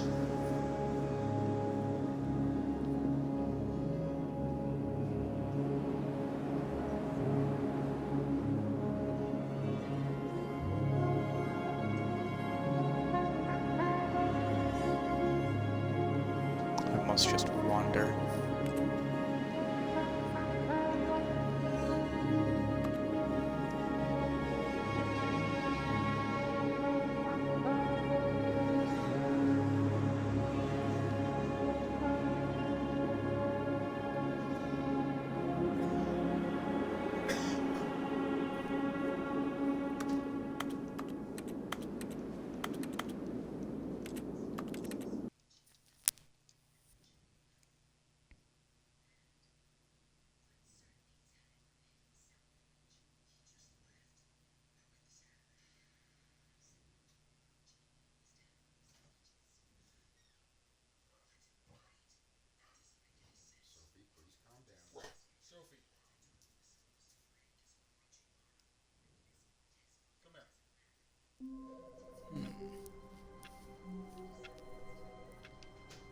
Is that it? Hi, Stanley.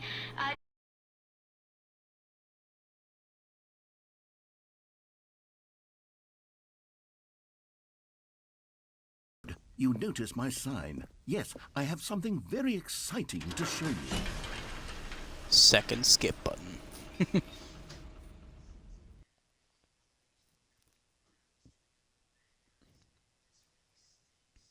More elevators.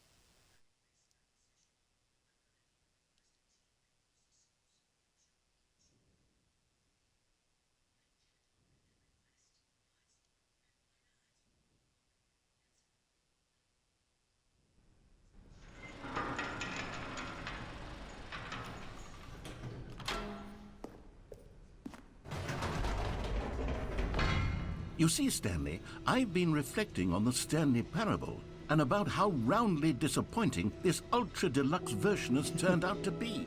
The original Stanley Parable was a landmark, and any new content for it should live up to that legacy. So forget this ultra deluxe nonsense. I say we take it one step even further. Which is why I'm very proud to announce for the first time ever the Stanley Parable 2. What? Wait, is this like actually a sequel? Wait, what? Yes, you see, What? Isn't this far superior to a measly port Wait. with a few minor additions? Think of all the new territory we'll cover with a fully fledged sequel. An entirely new experience, built from the ground up. Why, there are so Is many it actually, possibilities. though? It could go in so many different A joke. directions. This is what fans have truly been asking for. Now, to be clear, I haven't quite nailed down what exactly the Stanley Parable 2 is going to be, but let's take a look at some of the features I've been developing for it. I figure that if I can loosely organize a handful of interesting concepts, that surely the game will sort of naturally spring up around them. It'll all work itself out. Game development is much more of a fuzzy magic than anything scientific or logical, really. Oh wow. Here we are. Go on, try out some of the new features. No way. No way. Where is it? For the Must. Stanley Parable 2, I asked myself, what do players really want? And of course, the first and most obvious answer is that they want to be individually recognized and validated as people. So with that in mind, my first addition to the game is this button which speaks the name of the person playing the game. Isn't that Very wonderful? curious. Jim. Sorry, I should No. have clarified. Right now, the button only says the name Jim. But of course, in the final game, this button will say your name, whatever name that is. Here, let's have you role play as Jim to really simulate the full experience of this feature. Just play along. I promise you'll love it. Okay, here we go. Let's take a deep breath, clear your mind, forget whoever you are, and simply become a person named Jim. I want you to imagine yourself living as Jim, sleeping and waking as Jim, falling in love and being heartbroken as Jim, seizing all of the world's possibilities as Jim, and as Jim watching your dreams crumble into dust. Do you feel it deeply? Are you really, truly Jim right now? If so, then please No. step forward and press the button. Might as well. Yes! You see? What a thrill! What a... That was you! The button described you. Do it again, do it again. Jim. It hits even harder the second time. If this were the only new feature in the Stanley Parable 2, it would still be worth the money. Let's take a break from the Jim button. I'm too emotionally drained from all of this personal validation.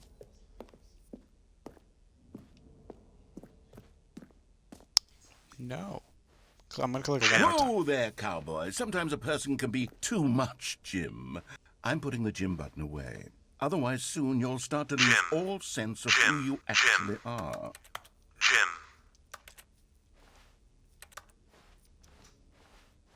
Oh man.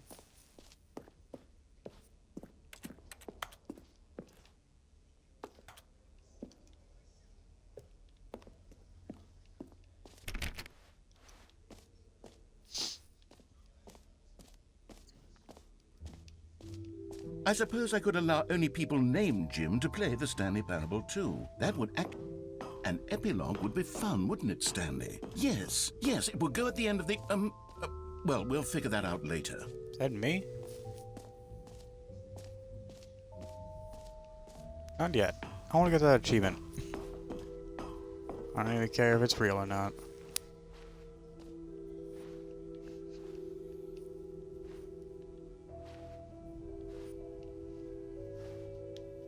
That, it's kind of cool, actually.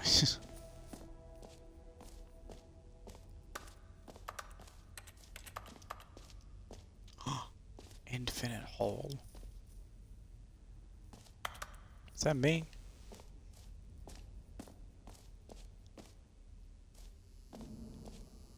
Now, here's something special. You remember that broken test achievement that got left in the game on accident?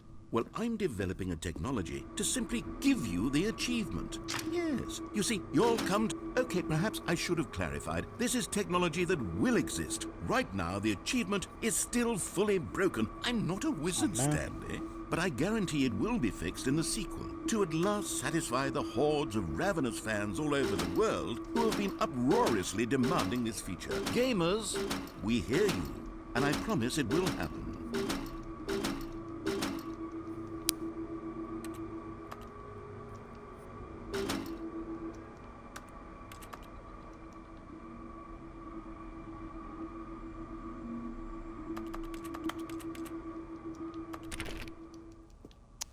That's unfortunate.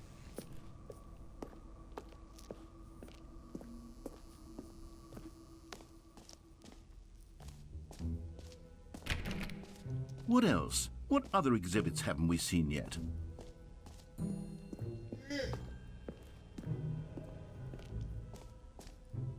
Ah, It's like space. collectibles. Now it's a real video game. In the Stanley Parable 2, you'll run around gathering up these miniature Stanley figurines. And what's truly innovative is that there will be no reward for collecting all of them. I don't want to stifle the intrinsic joy of watching a number go up. You simply collect all of them, and then you move the hell Kinda on cool. with your unremarkable life.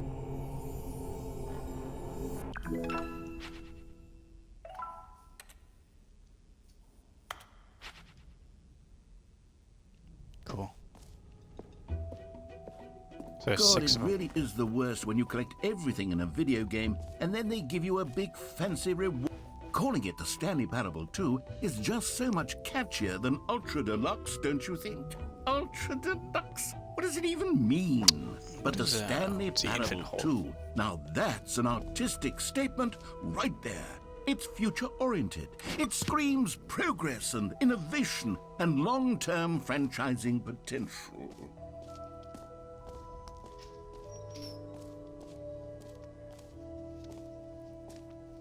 Okay, I'll be honest, I haven't yet decided on this one. I think that in the new version, the office could use a bit of decoration, like balloons. But I'm undecided on Get Well Someday and Happy 12th Birthday. Which would you go with?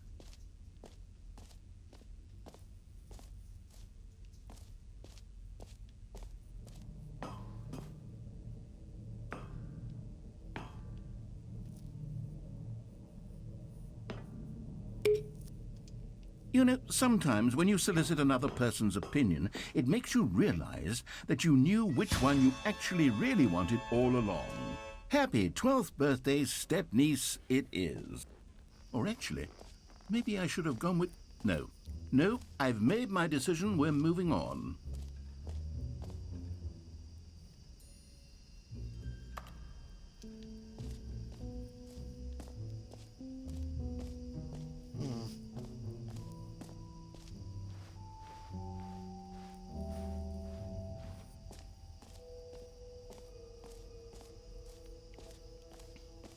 The bucket.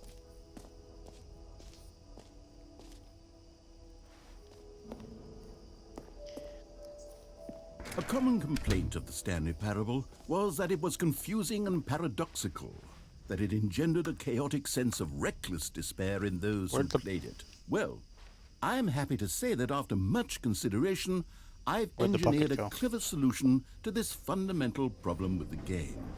It's the Stanley Parable Reassurance Bucket.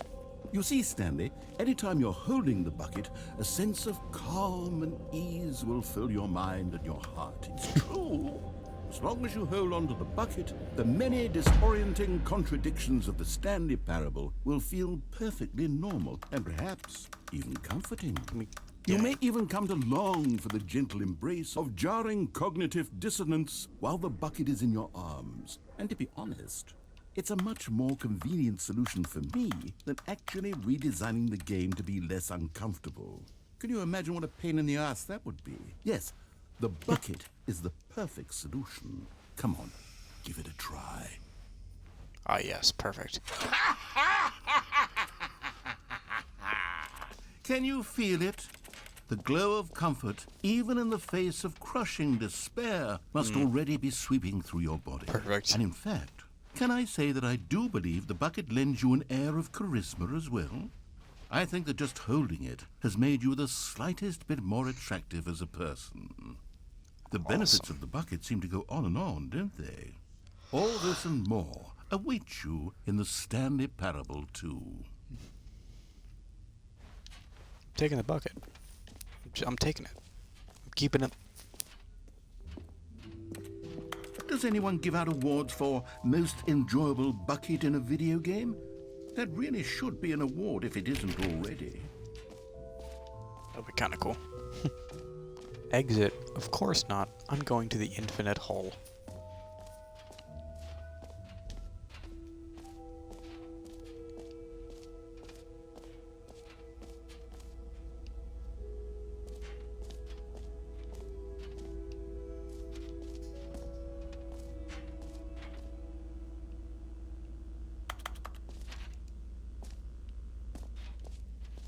Weird. Stanley, here's an idea that I'm truly fond of. It's never been done before in a video game. This is, in fact, a hole that you can fall down forever. That's right. Infinite falling. You can fall until the end of time, if you like. A stunning leap forward for video games as a medium.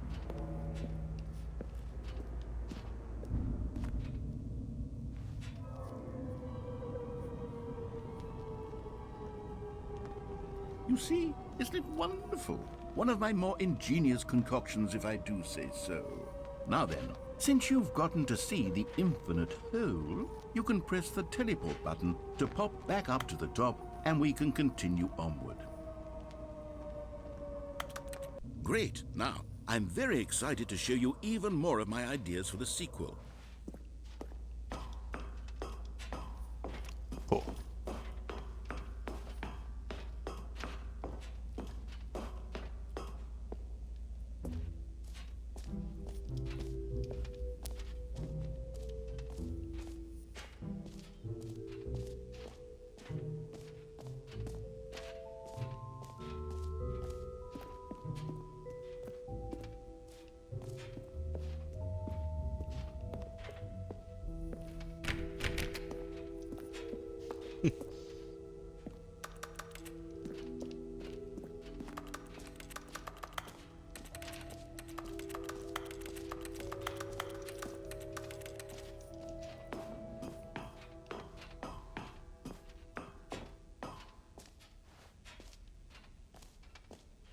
Oh.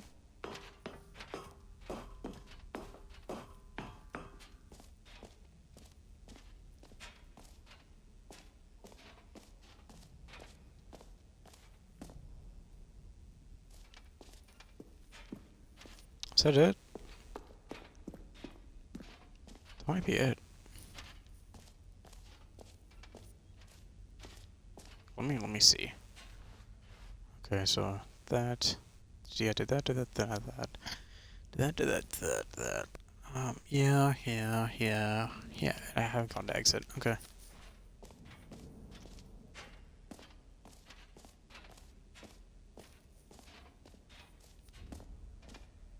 Exit's on the other side, right? Yeah.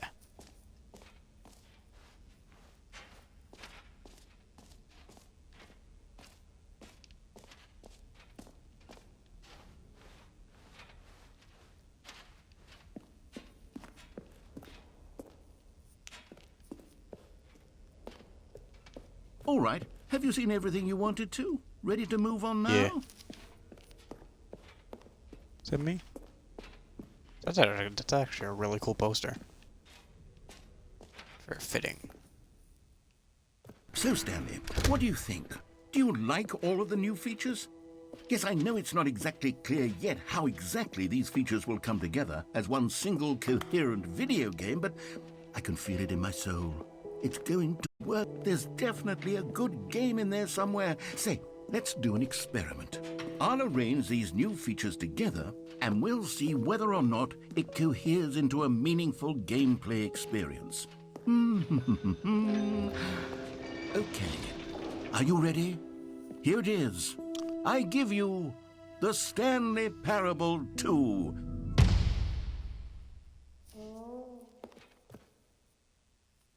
Oh. Well, I mean, there's potential here, right? It's sort of... Okay, never mind. Hold on. Let me do a different arrangement. Okay, yes, this is much better. I feel good about this. Here we go. Version 2. Who am I kidding, Stanley? This isn't a coherent video game at all. It's a lot of gags. And I do very much enjoy creating gags, but they don't add up to anything. I wanted more than anything to create a sequel that would capture all the magic of the first game. I wanted fans to love it. No matter how good these gags are, they won't stand on their own. They would need the structure and the gameplay of the original. Wait, maybe that's it. I can take the original Stanley Parable and simply, well, insert a few of my new features into it. Oh my god, they... With respect. That is so... Care for the vision and integrity of the original game. Would it possibly work? I suppose it could, but it would need a really tremendous title screen. A title screen that says with bold and uncompromising conviction, "This is the Stanley Parable 2." Let me see if I can whip something up. All right, perfect. Go ahead. Take a look. Is that going to be the new title screen now? Because that would be really cool. That is the new title screen. Looks like the Cold War intro, but okay.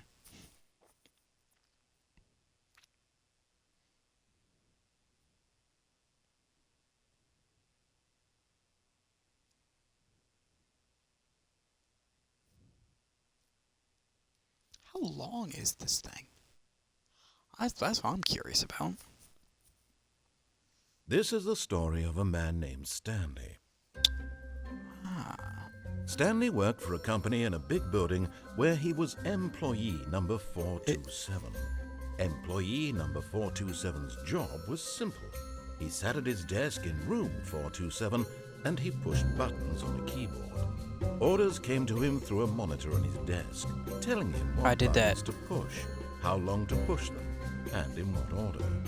This is what employee 427 did every day of every month of every year. And although others might have considered it soul-rending, Stanley relished every moment that the orders came in, as though he had been made exactly for this job. And Stanley was happy.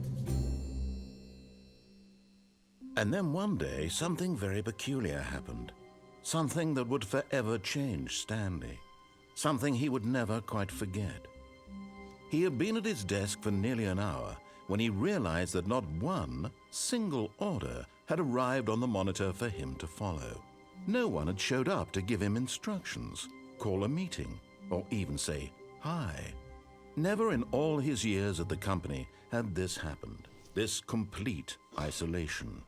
Something was very clearly wrong. Shocked, frozen solid, Stanley found himself unable to move for the longest time. But as he came to his wits and regained his senses, he got up from his desk and stepped out of his office. All of his co-workers were gone. What could it mean? Stanley decided to go to the meeting room. Perhaps he had simply missed a memo. Stanley picked up the bucket.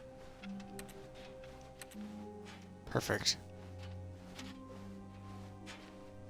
Stanley clutched the bucket tightly to his chest and entered the door on his left.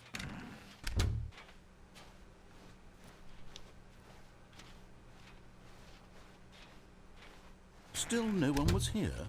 Stanley needed the bucket's warmth and comfort now more than ever. Perhaps his boss's office was where he'd... Oh, Stanley, can you feel it? The broom closet. It wants the bucket. You can feel that, can't you? The aura of jealousy? It's as clear as day. This broom closet believes it deserves the bucket. I can really feel it now. It's a bucket. It belongs in a broom closet. That's what the broom closet is trying to say here. It's supposed to go with the other cleaning supplies. Good for you, Stanley. Don't give in. Don't hand over the bucket. I know how hard it must be, given the pressure that the broom closet is putting on your shoulders right now, but you have to be strong. This is your bucket. This is your companion and lifelong friend. You can't hand it over. Oh, no. We're getting into name-calling now, it seems. Is this how low the broom closet has sunk, that it has to resort to this stream of petty insults simply in order to get you to hand over the bucket? Stanley, I never liked this broom closet for a variety of reasons, but even this is worse than I had imagined. And wait, now the broom closet has the gall to imply that you and the bucket are not truly deep and lasting friends? That your relationship is purely superficial and convenient? That your life is so banal and meaningless that you'd feel the same sort of kinship towards any inanimate object which happened to lay in your path in an even partially enticing manner? Well, I never. Go on, Stanley. Lay into it. Really tell the broom closet off for its demeaning comments. Expand on the wide variety of experiences you and the bucket have shared together. Go through each of them point by point. Share your journal entries detailing the rich emotional landscape of your feelings for the bucket as they have changed and evolved over the years. Let him have it.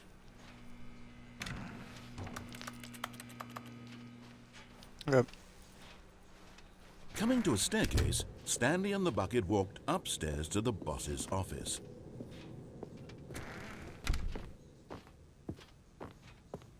Stepping into his manager's office, Stanley was once again stunned to discover not an indication of any human life. Crushed by the weight of this revelation, Stanley may have broken down into an emotional dumpster fire if not for the soothing presence of the bucket. But Stanley guessed the correct code by sheer luck. Was it that the bucket knew all along? Was the bucket guiding him? Yes, this is certainly the most logical explanation.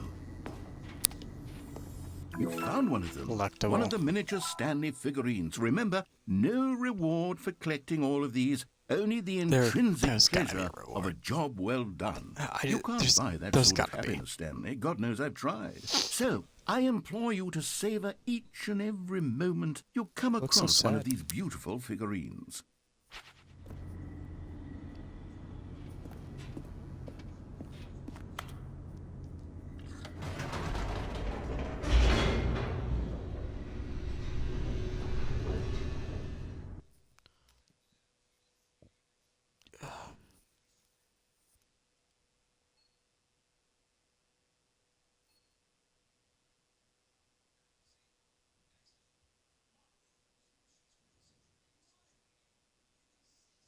The elevator raced downward, plummeting towards an unknown fate. It would be all Stanley could do to keep himself together, if not for the bucket. Soothing him, comforting him, reassuring that in this darkest moment of uncertainty, he would be all right. The bucket is here for you, Stanley. Everything will be fine.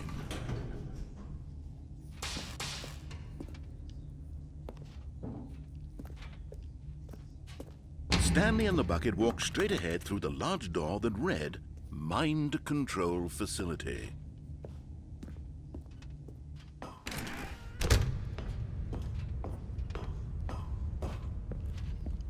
So I click no The last lights time. I wonder rose what happens on an when I click enormous yes. room packed with television screens. What horrible secret did this place hold? Stanley and the bucket both wondered to themselves.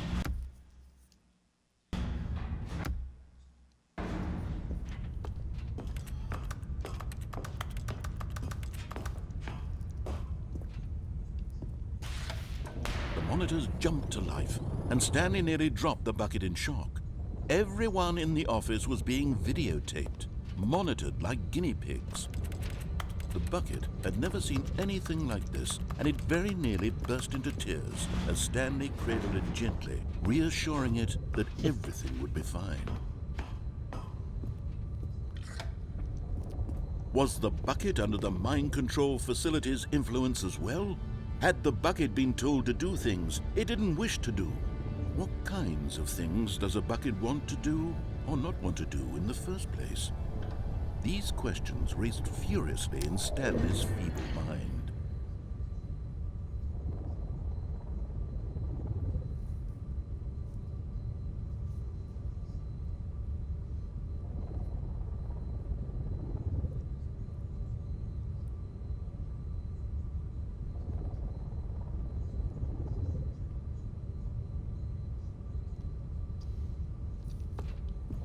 Okay. No! He screamed into the bucket. He couldn't accept it. His own life in someone else's control, never! He squeezed the bucket tighter. His one friend in the entire world. At this point, he could trust no one except for the bucket. But here was the proof. The heart of the operation. Controls labeled with emotions, happy or sad or content. Walking, eating, working, all of it monitored and commanded from this very place. And as the cold reality of his past began to sink in, Stanley decided that this machinery would never again exert its terrible power over another human life. For he and the bucket would dismantle the controls for good. Two best friends, Stanley and the bucket, up against the world.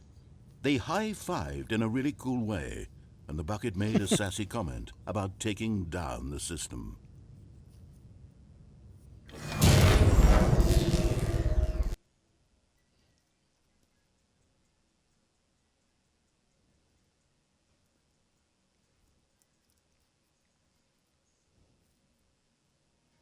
Stanley and the bucket waited in blackness.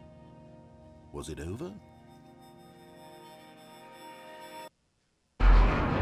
Yes, they had done it. Stanley and the bucket had defeated their greatest and darkest enemy, freed themselves from the tyrannical grip of the evil mind control machine. Freedom was now mere moments away. Excitedly, the two of them began to discuss the kind of life they wanted to live once they stepped through this massive door. The bucket wanted to learn to roller skate. Stanley wanted to sneeze in every country on Earth. Both of them wanted to begin watching a movie, any movie, but then stop it halfway through and begin watching it in reverse from the end. True, it was a simple life they envisioned, but it was one they'd lived together, with one another to lean on, to trust, to support, and What? Wait. What was happening? Why did it stop? Why had the door stopped? Was Stanley and the bucket not about to be freed? An unbearable silence filled the room, lingering in uncertainty. Until finally the truth hit Stanley square in the face. This building did not want the bucket to leave. Even the facility itself recognized the incredible calming presence of the bucket, needed the soothing warmth of the bucket, would go to any lengths not to part with the bucket. No. Stanley can't leave this place. Not while he has such a precious bucket in his arms. Not while this building has anything to say about it. Stanley realized he would never again leave this very room. But at least he has the bucket. To be trapped eternally in darkness isn't really so bad, Stanley thought to himself. As long as I have my bucket with me, right? I'll be okay, won't I? Stanley gulped. Very soon now, he was about to find out.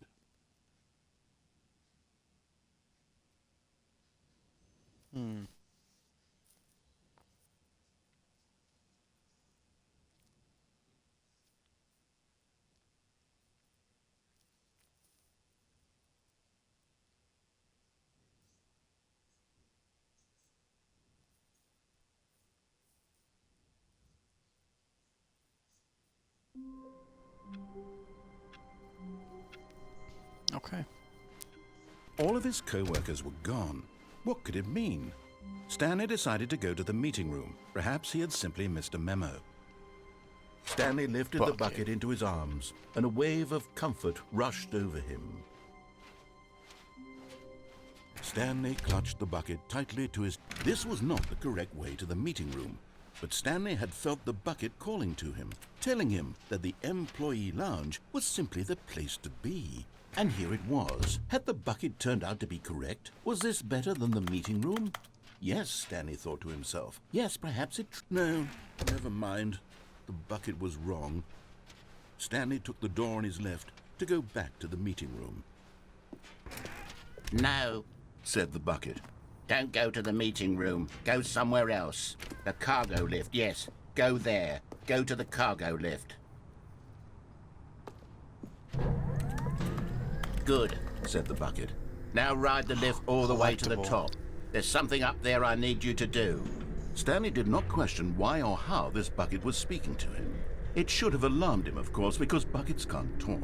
But Stanley chose not to think about this obvious fact. Oh, I get He was that. firmly convinced that the bucket had spoken to him, and Aw, he man. unthinkingly did whatever the bucket asked.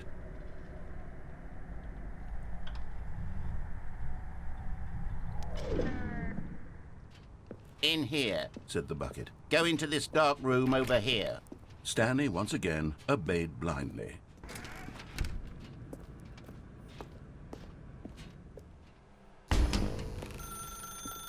Now pick up the phone.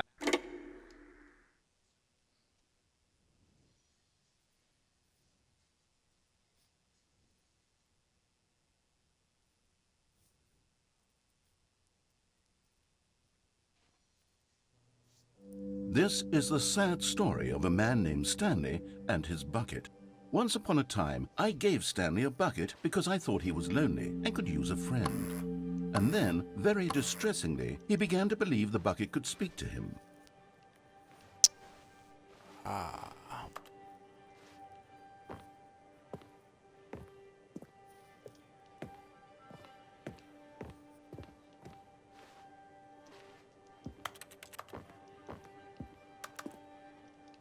Where is it?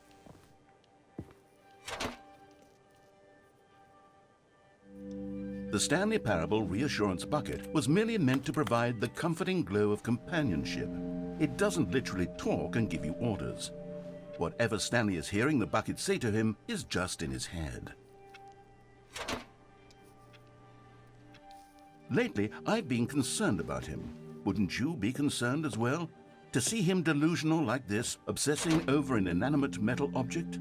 I want to say something to him, but I don't know how I can convince him. I don't know if he'll listen to me.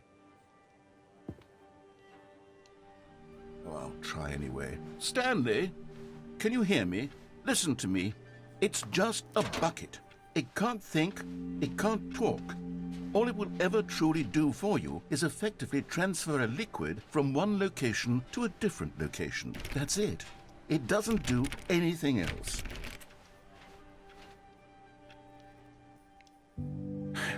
You see, he's not listening. He's still taking orders from the bucket. You know, once upon a time it was me he took orders from. Me he trusted and listened to. Now all he cares about is his awful bucket. This stupid hunk of metal. It's sad, but I suppose he doesn't need me anymore. From now on, he's just going to cling to this bucket, this cold, empty bucket, this sort of shiny bucket. Well, I'll give it this. The bucket does have a nice shine to it. Yes, I suppose on closer inspection that it doesn't quite look like your average hardware store bucket. It's just a little more, what am I trying to say? Sturdier, more capable of transporting liquid. Like it would be better at moving an amount of water from one room to another.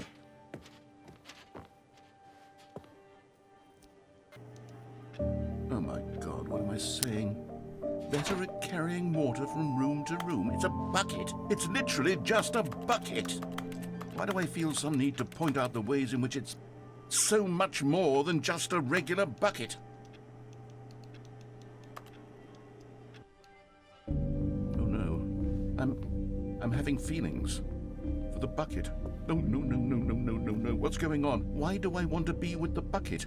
Hear what the bucket has to say. Do anything it asks. What's wrong? I don't understand. Perhaps if I had the bucket, this would be less confusing. Yes, the bucket could tell me what to do in this troublesome situation. It's a little strange. Stanley, give me the bucket. Give it to me. Give me the bucket, Stanley. I need it. Give it to me now. Give it or I'll...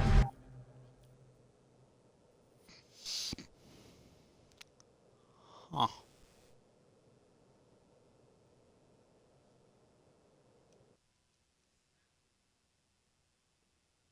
That was awful.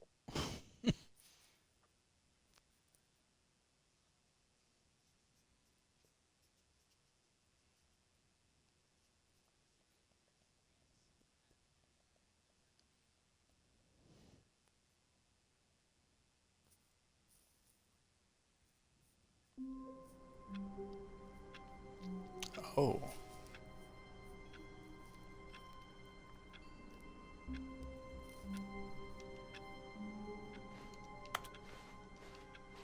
All of his co-workers were gone. What could it mean? Stanley decided to go to the meeting room. bucket is Perhaps gone. he had simply missed a memo. The confusion and the chaos all seemed to melt away as Stanley embraced the bucket. Stanley clutched the bucket tightly to his chest and entered the door on his left.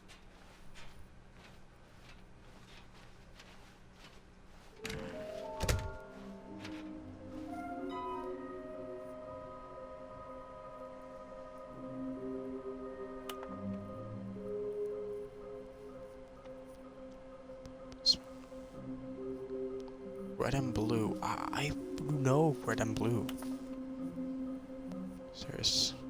There's down the stairs.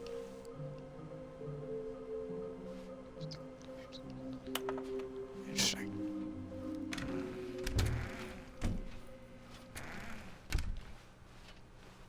Coming to a staircase, Down the Stanley and the bucket stairs. walked upstairs to the boss's office. But Stanley just couldn't do it. He considered the possibility of facing his boss, admitting he had left his post during work hours. He might be fired for that.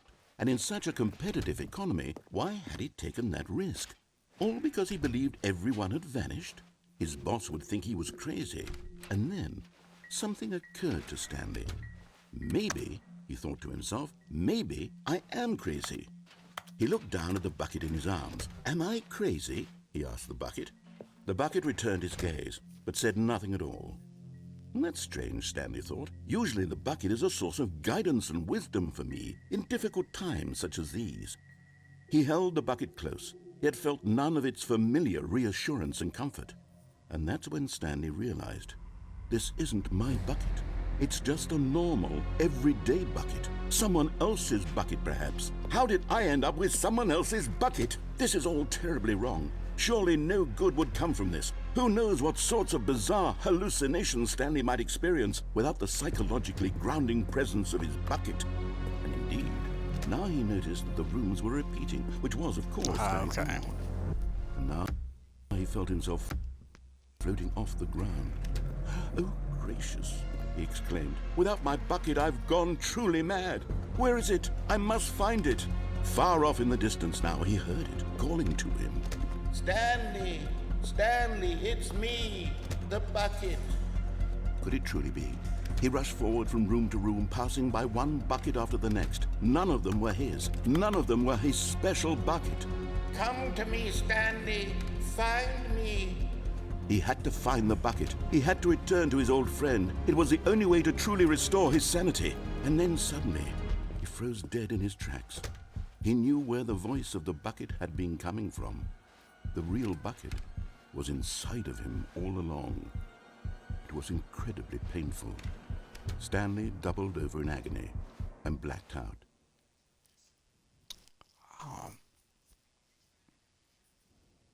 This is the story of a woman named Mariella. Mariella woke up on a day like any other.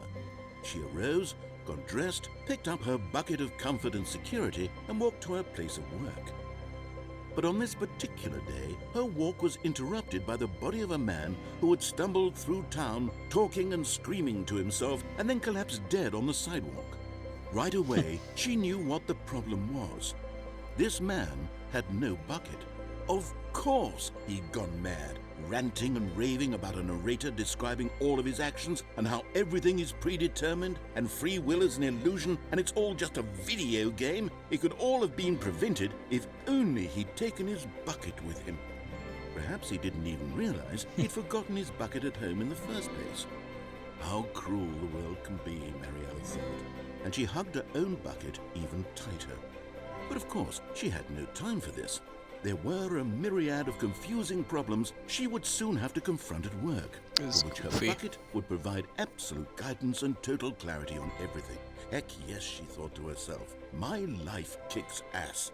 And she backflipped all the way to work.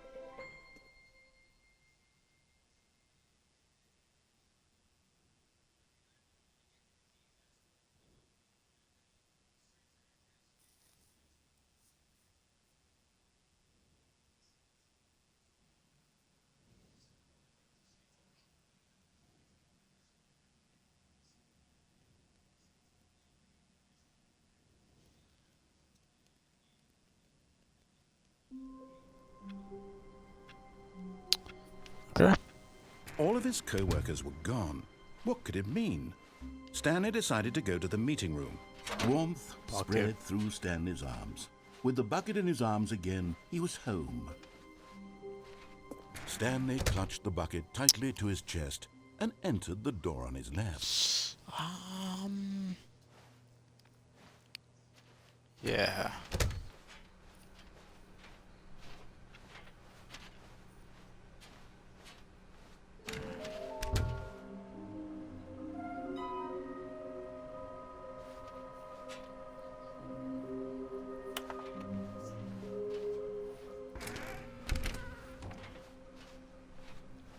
Coming to a staircase, Stanley and the bucket walked upstairs to the boss's office.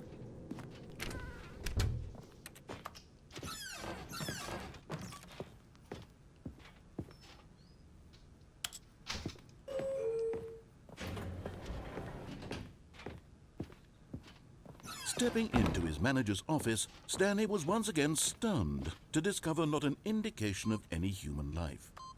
Crushed by the weight of this revelation, but Stanley guessed the correct code by sheer luck. Was it that the bucket knew all along? Was the bucket guiding him?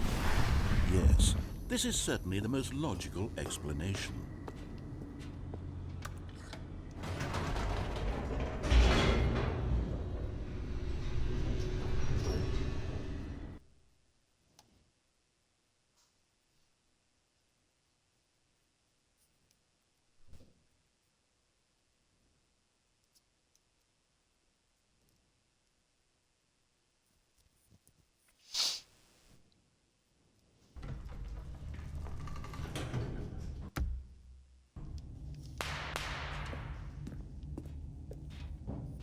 Stanley and the bucket walked straight ahead through the large door that read, Mind Control. Although this passageway had the word escape written on it, the truth was that at the end of this hall, Stanley and the bucket would both meet a violent death.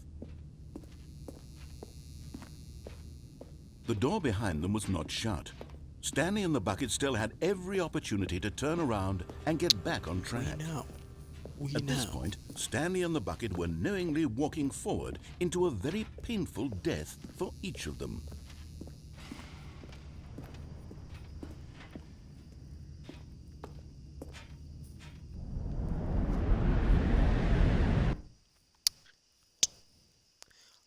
Curious how this ending will change with the bucket.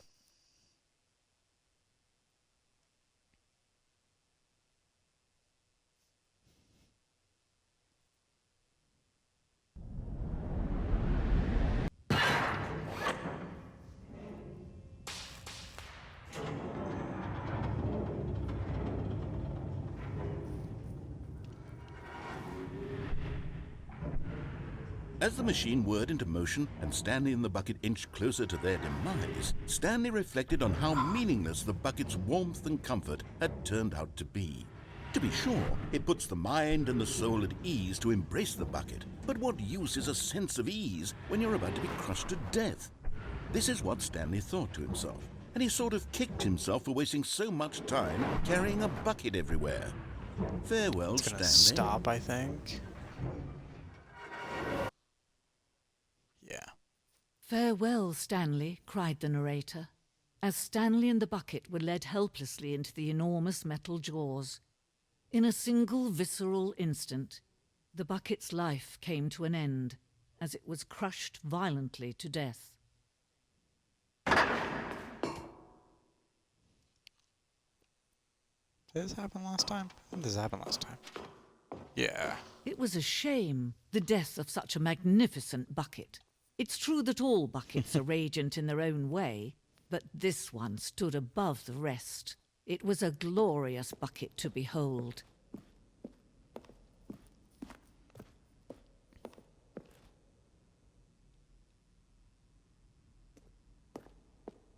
That's goofy.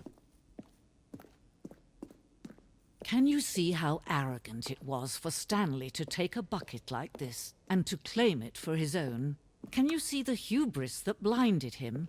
Can you see that the bucket is far more noble than Stanley will ever be in his short life?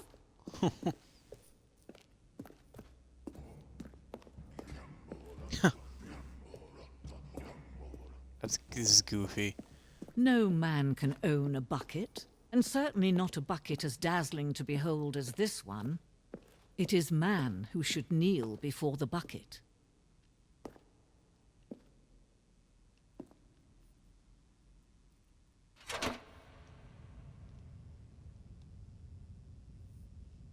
But there is something we can do. Something we can do together, you and I, that will right this terrible wrong.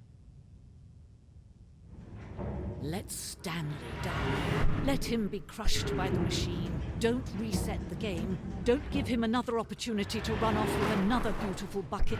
We can save the world's buckets from their treatment as tools and implements if only we let Stanley die together. The bucket shall take its place as ruler, as leader, as commander of a new world, a new vision for...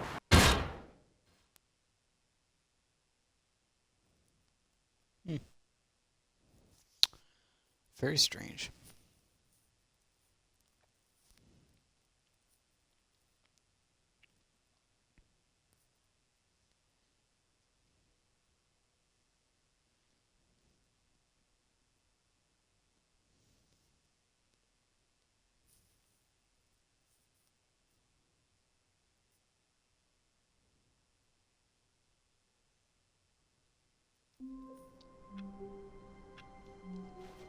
Oh?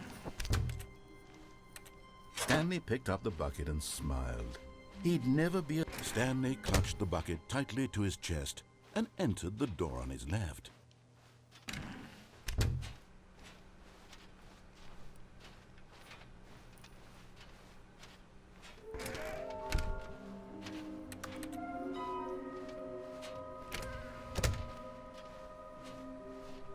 Coming to a staircase, Stanley and the bucket walked upstairs to the boss's office.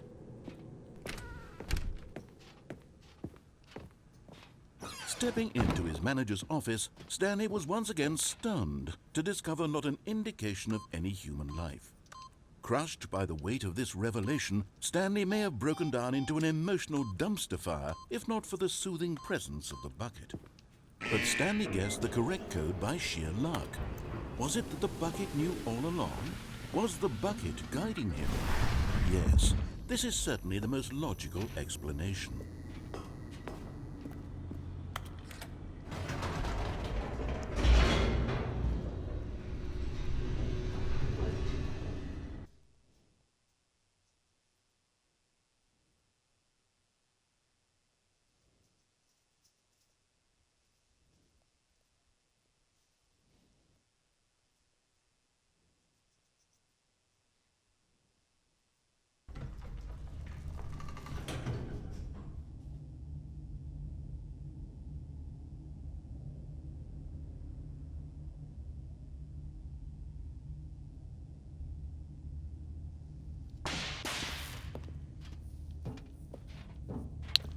Stanley and the bucket walked straight ahead through the large door that read Mind Control Facility.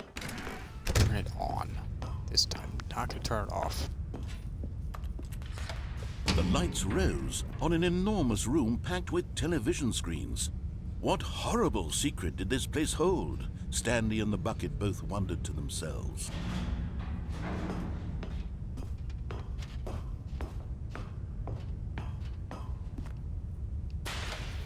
The monitors jumped to life, and Stanley nearly dropped the bucket in shock. Everyone in the office was being videotaped, monitored like guinea pigs. The bucket had never seen anything like this, and it very nearly burst into tears as Stanley cradled it gently, reassuring it that everything would be fine.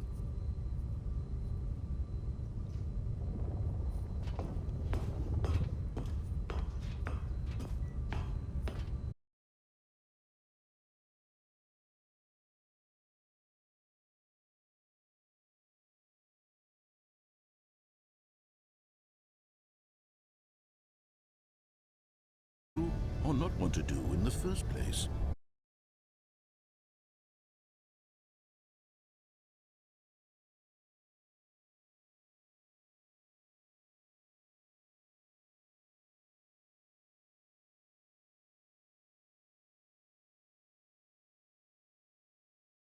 One friend in the entire world.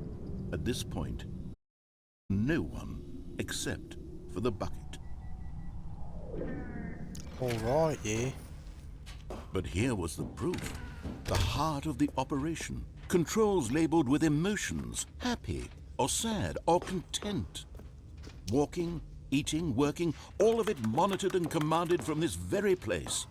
And as the cold reality of his past began to sink in, Stanley decided that this machinery would never... But at the last second, the bucket jumped in and pressed the button to turn on the controls. Stanley gasped in horror. Had this been the bucket's plan all along? To take over the machine and claim the power for itself? How could the bucket have betrayed him like this? Stanley was prepared to throw the bucket away in disgust when suddenly an image appeared upon the enormous screen. Birds. Silly, silly birds. The control buttons became active again. So flamingo. Stanley flipped through one video of silly birds after another, and then it dawned on him. Is that a penguin? This wasn't a mind control facility at all. It was a facility for monitoring and surveilling silly birds all over the world. The mind controls were only a facade to disguise its true intentions. Had the bucket known this all along? Stanley marveled at the metal genius in his hands, the one who had pointed him towards this incredible discovery. Stanley and the bucket never found freedom because they spent the rest of their lives here in this place, flipping through live streams of the silliest birds imaginable. Of all the possible paths his life could have taken, this one was surely the best. And Stanley was happy.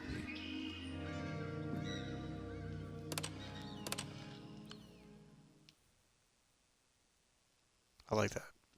That was cool.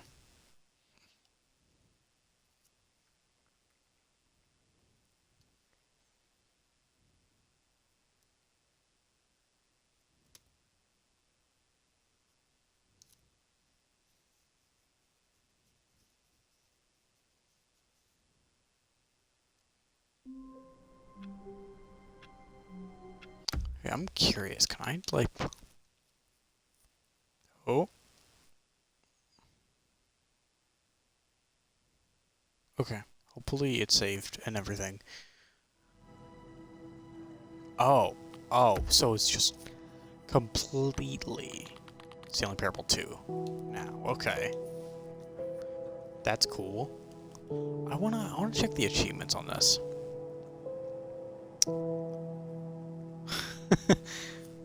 Test achievement, okay.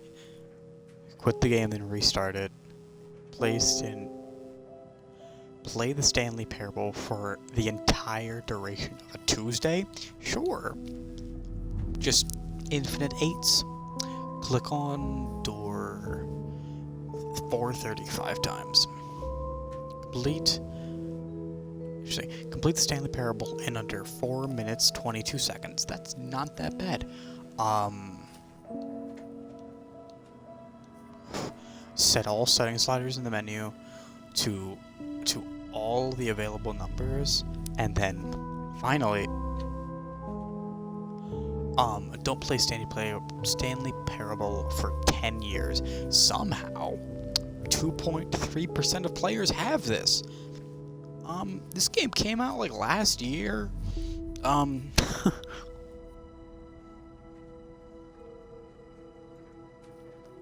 Well, it was fun. I'll see you guys.